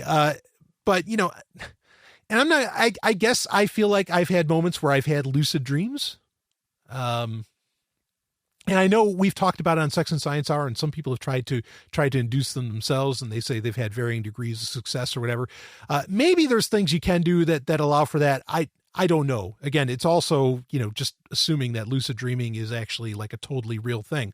But the other part of this that's concerning for me, and why I want to bring it up, is because it is, if not now, in the very near future, this is effectively an IoT device, and it is going to be connected to the big bad internet and perhaps to other apps. I talked about how there's a developer kit or whatever. How long do you think it will be before, let's say this thing actually worked? How long do you think it would be before advertisers want to start injecting shit into your dream? Now, you could say you have control of that dream, but that's kind of the thing, right? It's like it's programmable to allow for different effects of what to do. Like the LEDs are supposed to be able to create a different effect within your dream and all this. I mean, my point being is, like, that has to be so appealing. There's an old saying that the only time you can get away from advertising is while you're asleep. You think advertisers don't know that? You think they don't want to do something about that? In fact, they have. We've talked about this on Sovereign Tech years ago, where there have been patents pushed that were all about how can we get people to dream, or how can we get people to see advertising while they're sleeping? This is something, it's creepy as fuck. Well, guess what? Most advertising agencies are. I mean, they really are. I'm very picky how I do my advertising and all that. And I've been an ad exec. I know the deal. And if I ever worked for a company that's how they wanted to do advertising, I'd say, fuck you, see you later. And I'd be a whistleblower in no time, letting people know what the hell, and I'd take the hit. That is a terrifying concept. And I think that might be kind of the real goal of this sort of thing. First off, I mean, I don't think it works because, again, those advertising companies have been pushing patents, but they never actually come out with a working product, I guess, at least as far as we know. But if they had that kind of breakthrough, I kind of feel like we would have heard about it. And if companies that put billions of dollars into a technology like that cannot find ways to control what happens in your dreams, sorry, I don't think a Kickstarter or Indiegogo or crowdfund device has that figured out. I just don't believe it. I mean, that's kind of my evidence against it, but then, I mean, also there's evidence against the very notion of lucid dreaming in the first place. So, yeah, and I would see that as a matter of time. I mean, maybe this is some kind of test bed for that sort of idea, and eventually they will, maybe this company making, the iBand Plus or whatever will sell it off to advertising companies on how to do this. It's got to be the ultimate goal, I mean, I understand, like, I get that. Okay. Yeah. Wouldn't it be great if you could, at night you had control of your dream and you could just be really happy because you had this, amazing dreamland. I mean, and I know some people would want to get dystopian and say, well, will people just always want to sleep? Will they just keep taking, I don't know, melatonin or something to fall asleep and just keep putting their iBand Plus on or whatever and stay in dream world? Maybe. I mean, that's kind of the thing too, is that virtual reality can actually do this while you're awake. Like, I mean, you don't have to, and I know that's because that's another aspect too. And I'm going kind of all over the place, is that people talk about how we could figure out how to induce lucid dreaming, we could eliminate nightmares. However, even that, even the whole idea of dream control, I think has issues in that a lot of time, I mean, the nature of dreams, I mean, I am not a psychiatrist, psychologist or anything. And so maybe I'm not the most qualified to talk about this sort of stuff, but what I understand, and what a lot of people theorize dreams are all about, could be a way for your body and your mind to work out various traumas that need to be worked out. And so sometimes I theorize, I think, and I'm not the only one, obviously, but that dreams are a way of your brain, trying to work some shit out. And if you suddenly turn off all that ability and everything's just happy-go-lucky all the time, I think you're going to create traumas around happiness, frankly. Like your brain goes through certain processes that, I think that they're important. I mean, and granted, yeah, I'm a person that I usually don't even remember my dreams. Like, I mean, you have them, but I barely ever remember them. But regardless, like they're there for, they're doing something. So you might find this of interest. Personally, especially with it being connected to the Internet of Things, I think its ultimate goal would be to inject certain things perhaps into your dreams, more so than just something that allows you to, have total control of your dreams. So I don't buy it. I don't think that this is legit. I think this is total like placebo kind of nonsense. But maybe you feel differently. I don't know. Anyway, we'll be back with some more Sovryn tech. Don't buy into this category Internet of Things. If you want one of these things, have it be something that's not connected to your smartphone or whatever, and that just supposedly does the job. Just stop with all your devices being connected to shit. I mean, especially, what happens if a hacker gets into your head through this?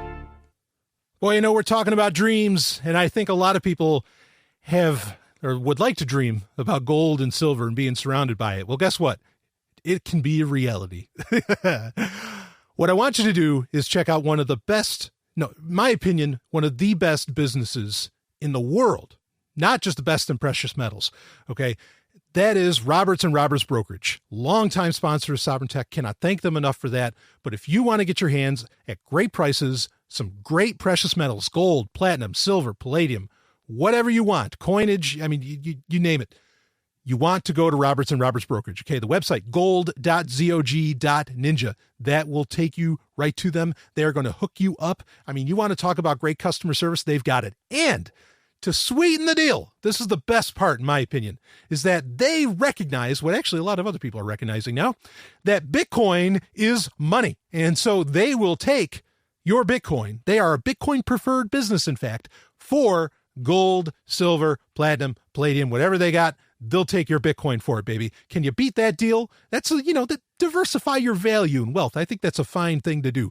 So gold.zog.ninja is the website, or you can go to rrbi.co. Let them know that the Golden Stallion sent you. Believe me, they listen to the show. They're going to know who you're talking about. Woo! Roberts and Roberts Brokerage, baby. Go get it. Thanks for sponsoring Sovryn Tech History. It is time for Tech History, where we're gonna have a little fun with this one. And Tech History is where I cover a certain historical aspect of tech. Recently, we did what got me into tech. We talked about the Commodore 64, which is arguably the most important computer ever built in a way. I mean, obviously it wasn't the first, but as far as the PC revolution, it was a huge deal in the revolution, maybe the most important device of them all, and had great games too. But this week we're going to talk about, and this is why in the beginning of the show, in the opening of the show, I included that little clip about how to have cybersex. There was a great article done up on Vice over a year ago. I don't know how I missed it, but it talks about AOL Instant Messenger, or AOL, or AIM. Everybody called it AIM. And long after AOL kind of fell from prominence, even though some people have AOL email accounts, which, okay. Long after that, I mean, AIM stuck around for a good long while. I mean, I guess technically it still kind of exists, but it was still prominent and popular. Before there was Facebook Messenger, before there was, all kinds of things, like AIM was the deal. And AIM was what really made AOL, gave it kind of its cross-platform nature. I mean, it was just being used for a really long time. And it's an important thing to put into consideration, especially in the nature of, kind of the communication age, of the kind of the byproduct of the internet age that we live in. So this is from Vice. Of course, the link is in the show notes. And it's how AOL Instant Messenger shaped the sexuality of a generation. I'm not going to read the whole thing, but there's chunks in here that I want to get into, and then I want to talk about it a bit. For those of us who came of age in the late 1990s and early 2000s, the internet was a wild and exciting world of rudimentary websites, slow-loading pornography, and the subversive thrill of spending 3 to 5 hours illegally downloading a CD you couldn't afford to buy at Tower Records. Stallion breaking in for a second right there. Oh, that is such a beautiful depiction of what the internet was like, and it was great. Woo! I loved it.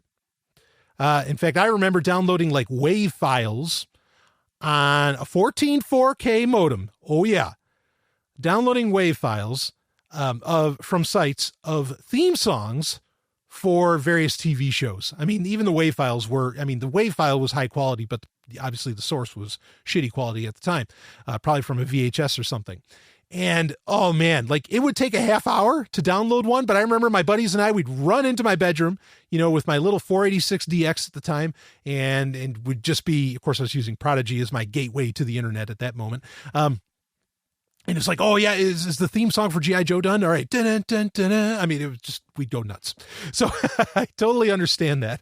But anyway, reading on with the story, mention the service to anyone let's see, through it all, there was AOL Instant Messenger, an easy to use and highly customizable application that hid a wealth of features beneath its utilitarian facade. Before social media, before we started assuming that someone was monitoring our every online move, AIM was a place where so many of us expressed ourselves, made friends, and experienced our first sexual awakenings. Oh. Mention the service to anyone who used it during their formative years, and you'll get stories of away messages that were supposed to be clever, online boyfriends and girlfriends that ended up never existing. I dated a Gap model from Florida who came to be in all of the brand's commercials, too young to realize how astoundingly untrue this actually was, and nostalgia about the custom sounds you could create to let you know when specific members of your buddy list came online. Released in 1997, the service was an instant hit. AIM still exists today, though it hasn't been updated since 2012. In the age before MySpace, before every teen in the world had a cell phone, there was no better way to make plans with your friends, arrange drug deals for after fifth period, and discover that while you probably weren't ready to have sex with another person, you could absolutely fake the sexual prowess of Wilt Chamberlain with some guy you met in a chat room entitled M for Older M. In the late 90s and early aughts, the word cybersex felt cool, maybe a little dangerous, and definitely futuristic, but all it really meant was pretending to bang strangers on the internet. Sometimes you'd write moan, and sometimes you'd inform the person of exactly what you were doing to them. Quote, I'm sucking on the tip of your penis, end quote, I once wrote as a 14-year-old virgin. While presumably pleasuring yourself, and this is written by a guy, by the way, so in case you're wondering. So obviously homosexual and right on. In the age before MySpace, before every teen in the world, we already read that. Okay. While presumably pleasuring yourself, data about teens engaging in the behavior during these years is scarce, but conservative estimates suggested that 30% of internet using adults engaged in cybersex. Quote, I had an internet sex addiction, end quote, Jennifer Martin joked to me at 27.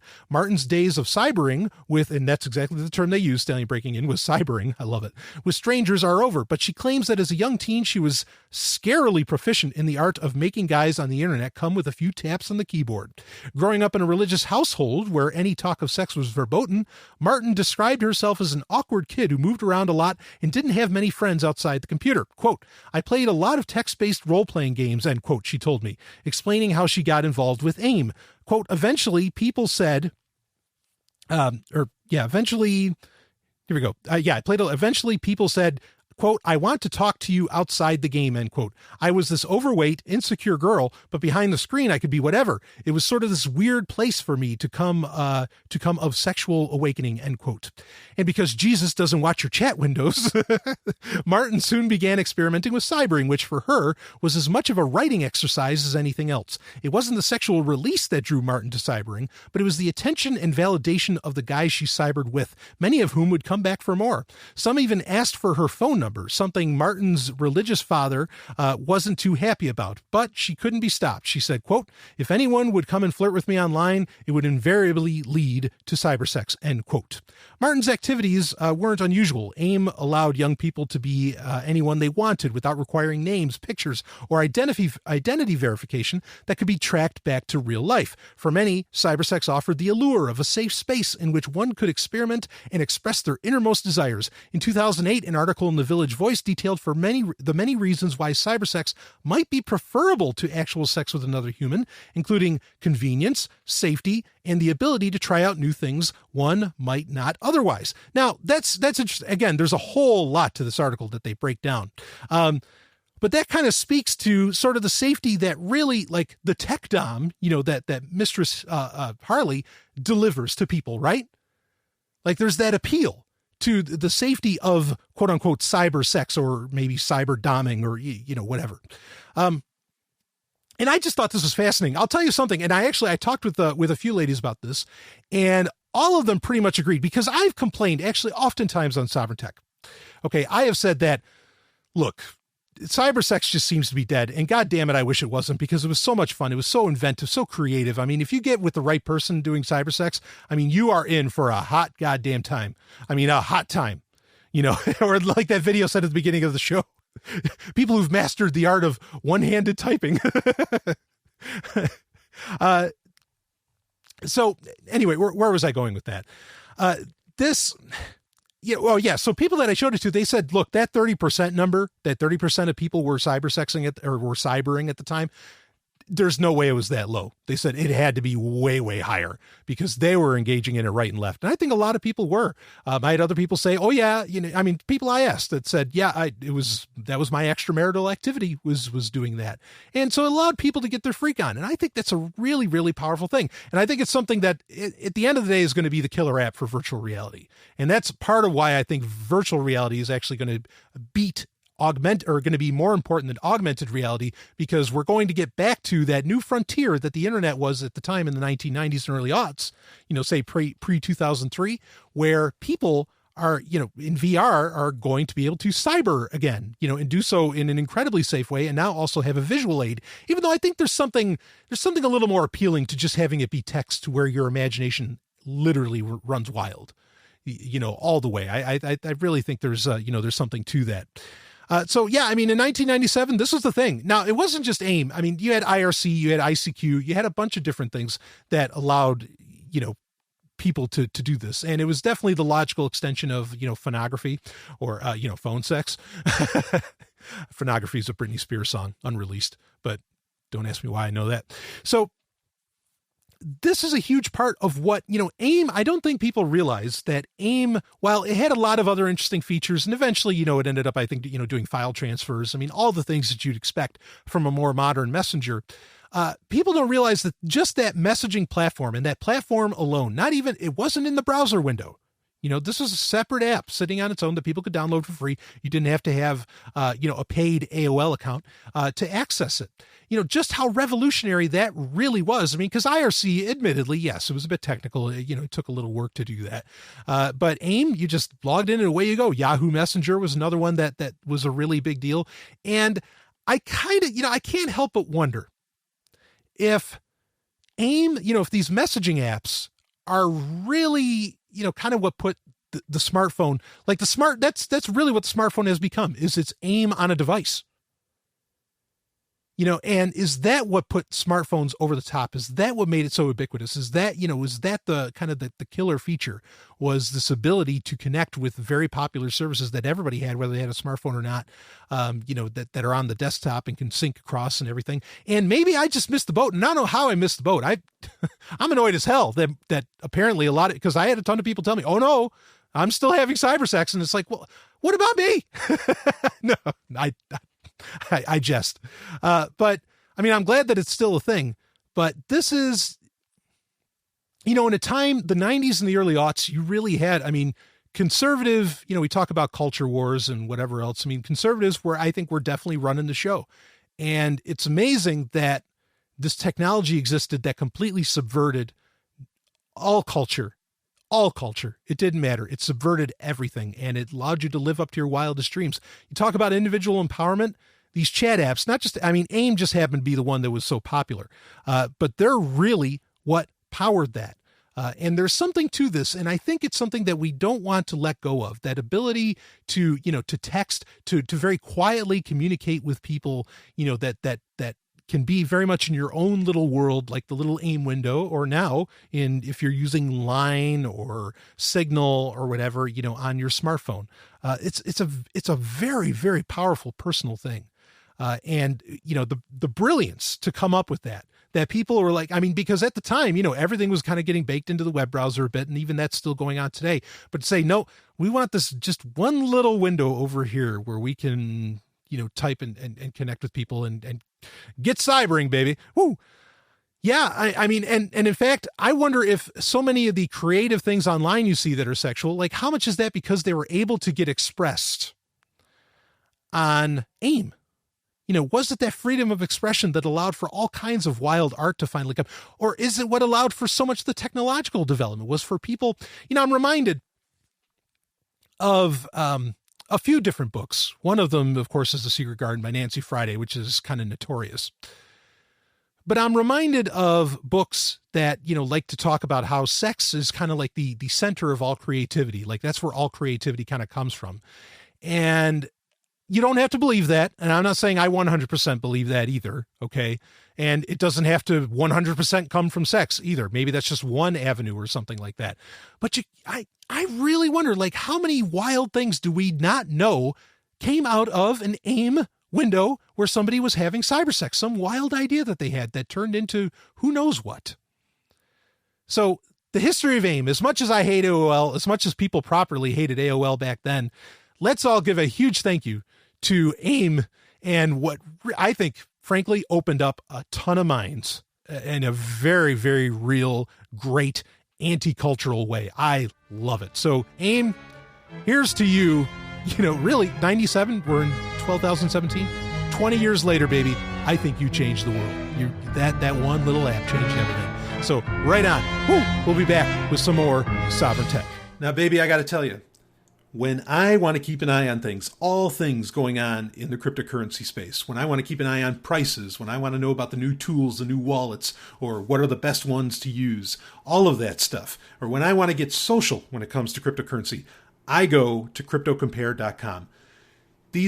Oh man, I mean, I love this website. I'm not kidding when I say I leave it open 24/7 on my big rig.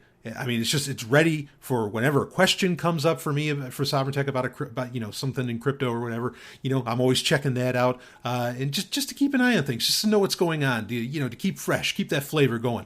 I mean, and they list off everything. Bitcoin, all your altcoins. They got you covered. So I want you to check out cryptocompare.com, and I cannot thank them enough for being a sponsor of Sovereign Tech. All right, let's get back to the show.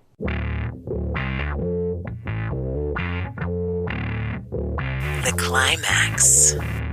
Whoa, look at that. While I'm recording, Mistress Harley just followed me back on Twitter. Yeah, baby. And she has 12.2 thousand followers.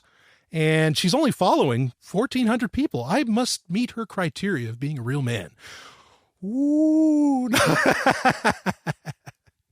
Anyway, whatever. I love it. So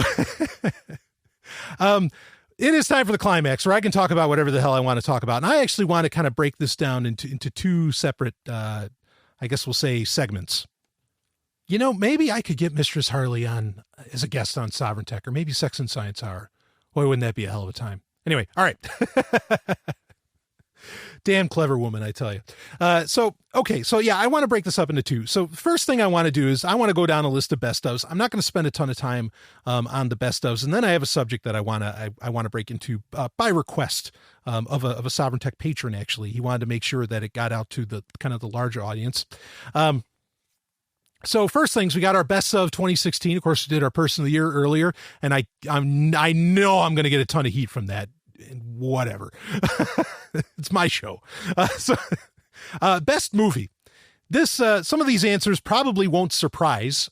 Maybe a couple of them will. I don't know. But best movie, I'll tell you, I got to give best movie of 2016. In fact, I'm about to go catch Return of Xander Cage, new XXX movie here in a bit. But the best movie of 2016 would be, or 2016, I got to give it to Star Trek Beyond.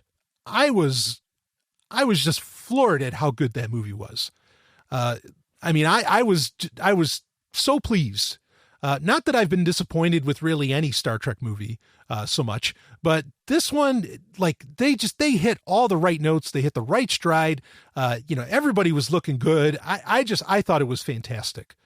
Just a great movie. I did a full on review of this. I also did a ranking on Patreon. If you're a Sovereign Tech patron, I did a ranking of all the Star Trek movies, from 1 to whatever.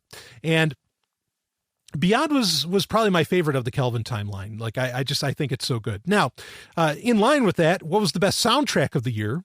I also give that to Star Trek Beyond, because Michael Giacchino, this guy's so good. I mean, and I love his soundtrack he did for Rogue One. I mean, Star Wars could have easily, like, if there was a franchise of the year, frankly, I mean, of course, hand it to Star Wars. They've had a hell of a 2017. Okay. But anyway, the score for Star Trek Beyond, especially the 2-disc version. Now, I got the 2-disc version. They only made 3. It's not available digitally, or, through a digital store anyway. There's only 3,000 copies of it made. I happen to have one of the physical copies of it because I thought the soundtrack was so good in this movie.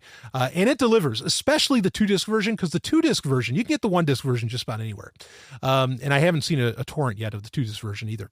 But in the 2-disc version, there's some what you would call orchestral suites of certain themes, including the Star Trek theme, kind of the new one that Michael Giacchino's been using throughout the past 3 movies, but also there's the Yorktown theme, which is just so beautiful. Holy shit. I get goosebumps when I listen to that. So good. Man. So yeah, the 2-disc version of Star Trek Beyond, definitely soundtrack of the year. So good. Just track for track. I mean, you are in for an adventure, whether you saw the movie or not, frankly, I think. Best comic. Again, this might sound boring to you, but I'm also going to give that to Star Trek. Star Trek Boldly Go, which is only like 3 or 4 issues in, which is a sequel to Star Trek Beyond, has been doing great. And I'll tell you why. Spoiler alerts. In Star Trek Boldly Go, they encounter the Borg, and they are doing such a great job. Now, most people don't know that the comic books for the Kelvin timeline that IDW releases for Star Trek are canon. Like, there's references in all 3 movies to events that happen in the comic books from IDW. So, these are worthy reading. And this Star Trek Boldly Go takes place right after Star Trek Beyond. So there is no Enterprise because it's still being fixed up, right? Because we're going to have the Enterprise A, even though you see it get completed at the end of Star Trek Beyond, this kind of takes place in between that time of when it's getting completed. And so, you get these, and a lot of characters from, that you might remember from other Star Trek incarnations that make an appearance in this. But the inclusion of the Borg and the way they encounter the Borg, I mean, it was just so well done. It was really, really cool. The artistry is great. The only thing I wish they would bring in, Carol Marcus, which they haven't done yet. I mean, there was an explanation why she wasn't in Beyond, but I love that character. And I really, really would like to have more of her, especially in the comic book. So we'll see. I think the next issue, they're doing a Jayla origin story, which is really cool. I am totally on board for reading that. So Star Trek Boldly Go in just a few issues is really, really taking the cake. Tank Girl Gold, which came out this year. Huge fan of Tank Girl comics. That has been really good. I mean, there's a ton of series I could go down the line that have been great this year. The new Uber, not the car company, the comic. Divinity 3 has been awesome. I mean, there's tons out there that are really, really good this year. 2017's been an awesome year for comic books. In fact, I almost gave it to Mighty Morphin Power Rangers from Boom Studios. Don't laugh. It is a great comic book. I mean, and it is a far more adult version of Power Rangers than, but it pays proper homage, and is a sequel to, MMPR, kind of the original series. So just great shit that they're doing that. Even the miniseries with Pink.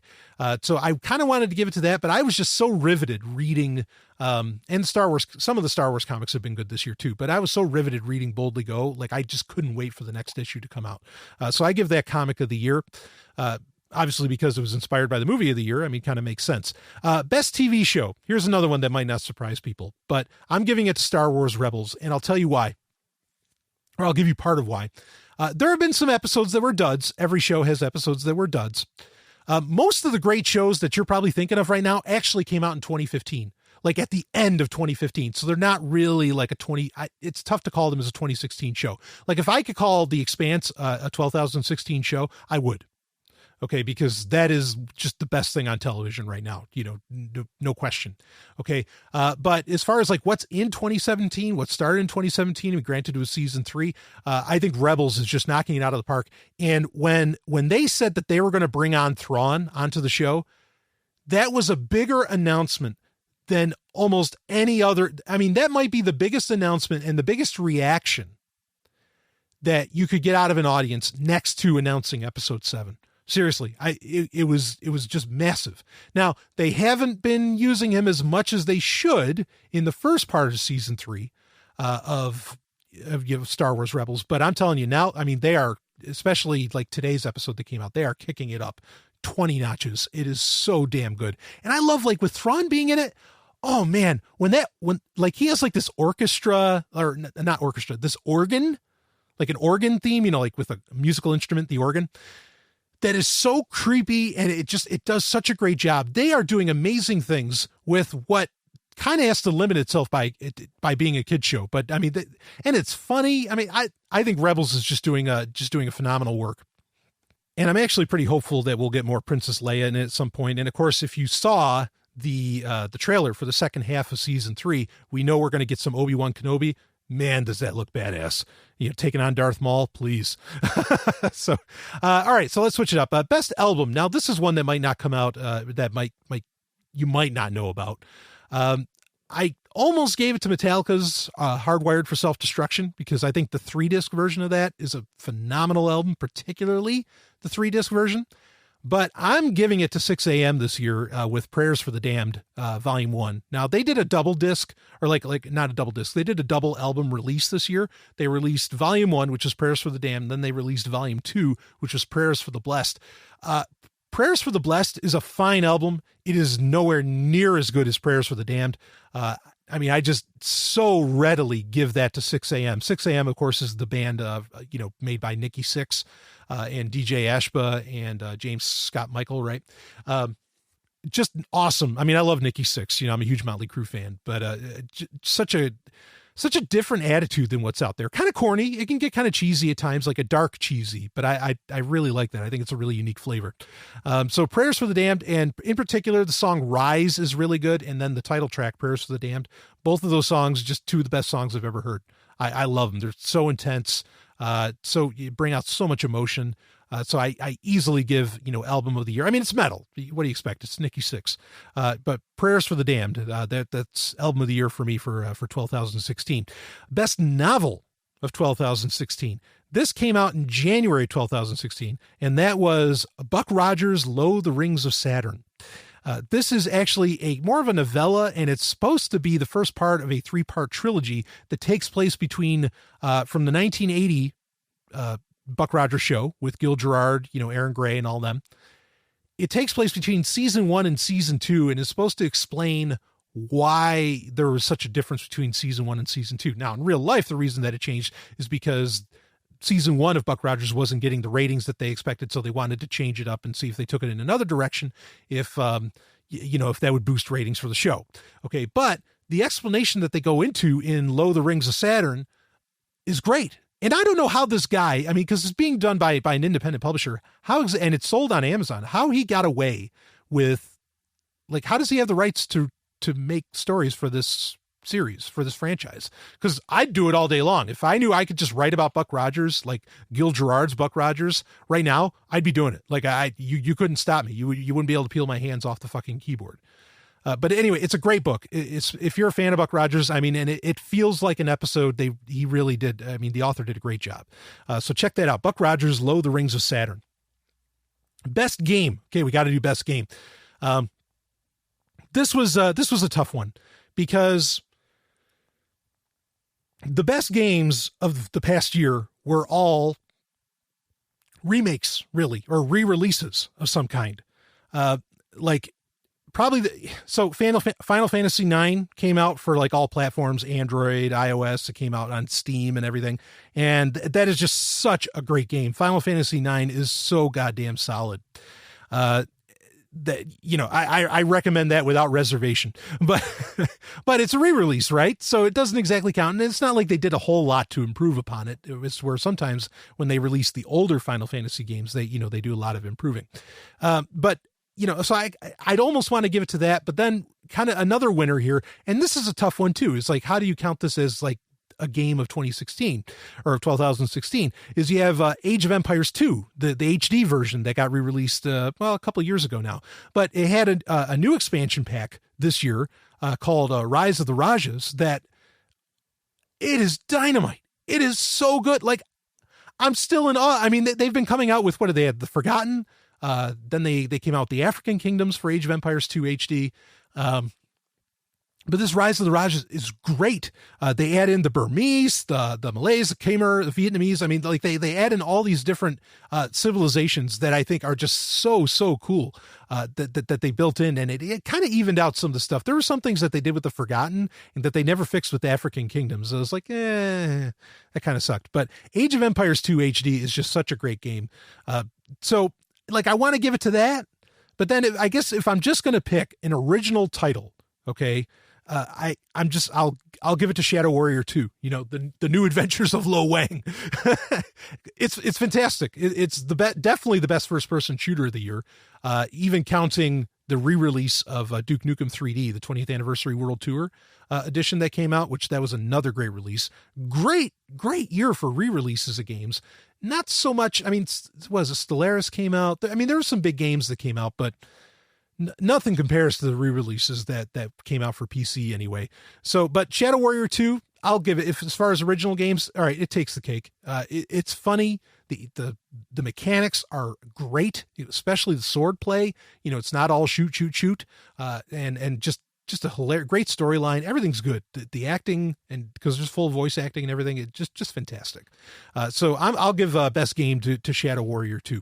So, okay, I'm already into overtime. And the subject that I want to get into, that a listener wanted me to get into, I really don't think, I would end up talking for another 30 minutes. So I am going to save the subject for next week, but we will get right into it. I might even make it the main story. It won't even be the climax. We are going to get right into it, and we are going to talk about ideologies and a bunch of this other stuff. And you may think, what the fuck does that have to do with the tech show? You will find out. Okay. But yeah, I want to be able to do them proper justice. The one thing I want you to consider, and I'm just going to say this, and then we'll break down into the subject next week. Okay. The one thing I want you to consider is that what if people not unifying and people not having all the same idea and same solutions of how to, achieve happiness in their life? What if that is actually like the real strength of, say, the evolution of human thought, human consciousness, and human ideas? What if not everybody agreeing upon things is actually a great thing? What if? And I'm going to leave you with that what if, and we will get into that. We'll have to get into that next week, but I can't wait to cover it with you, especially right now, because right now things are pretty hot and heavy with, the new president of the United States. I mean, I didn't vote for him. Not my president, not my country. But that's how I'm thinking about it right now. But anyway, all right, that's enough Sovereign Tech for this week. If you have hate mail because you didn't like that Mistress Harley, is humiliating men, you send that email to me, baby. And maybe even I'll cover those for once. I usually don't cover my hate mail on the show, but maybe I'll go into that. Maybe you've got a take, an angle that might say, oh, she is just horrendous. How dare you even highlight her? Anyway, that's enough. So I hope you enjoyed the best of for 2016. And if maybe there's something you haven't checked out, maybe that 6 a.m. album, then do so, because personally I loved it. And that's enough for this week. Already in overtime. I apologize, affiliates. I'm trying to keep it down to 2 hours flat for you, but thank you all so much for being affiliates. I'll see everybody on the other side. Woo! For more Sovereign Tech. And hey, on Patreon, we broke the halfway mark to where you can get 2 episodes of Sovereign Tech a week. Let's keep that ball rolling, baby. We can do 2 episodes of Sovereign Tech a week, then we can definitely get into all these huge subjects. And wouldn't that be a treasure? Woo! I'll see you on the other side.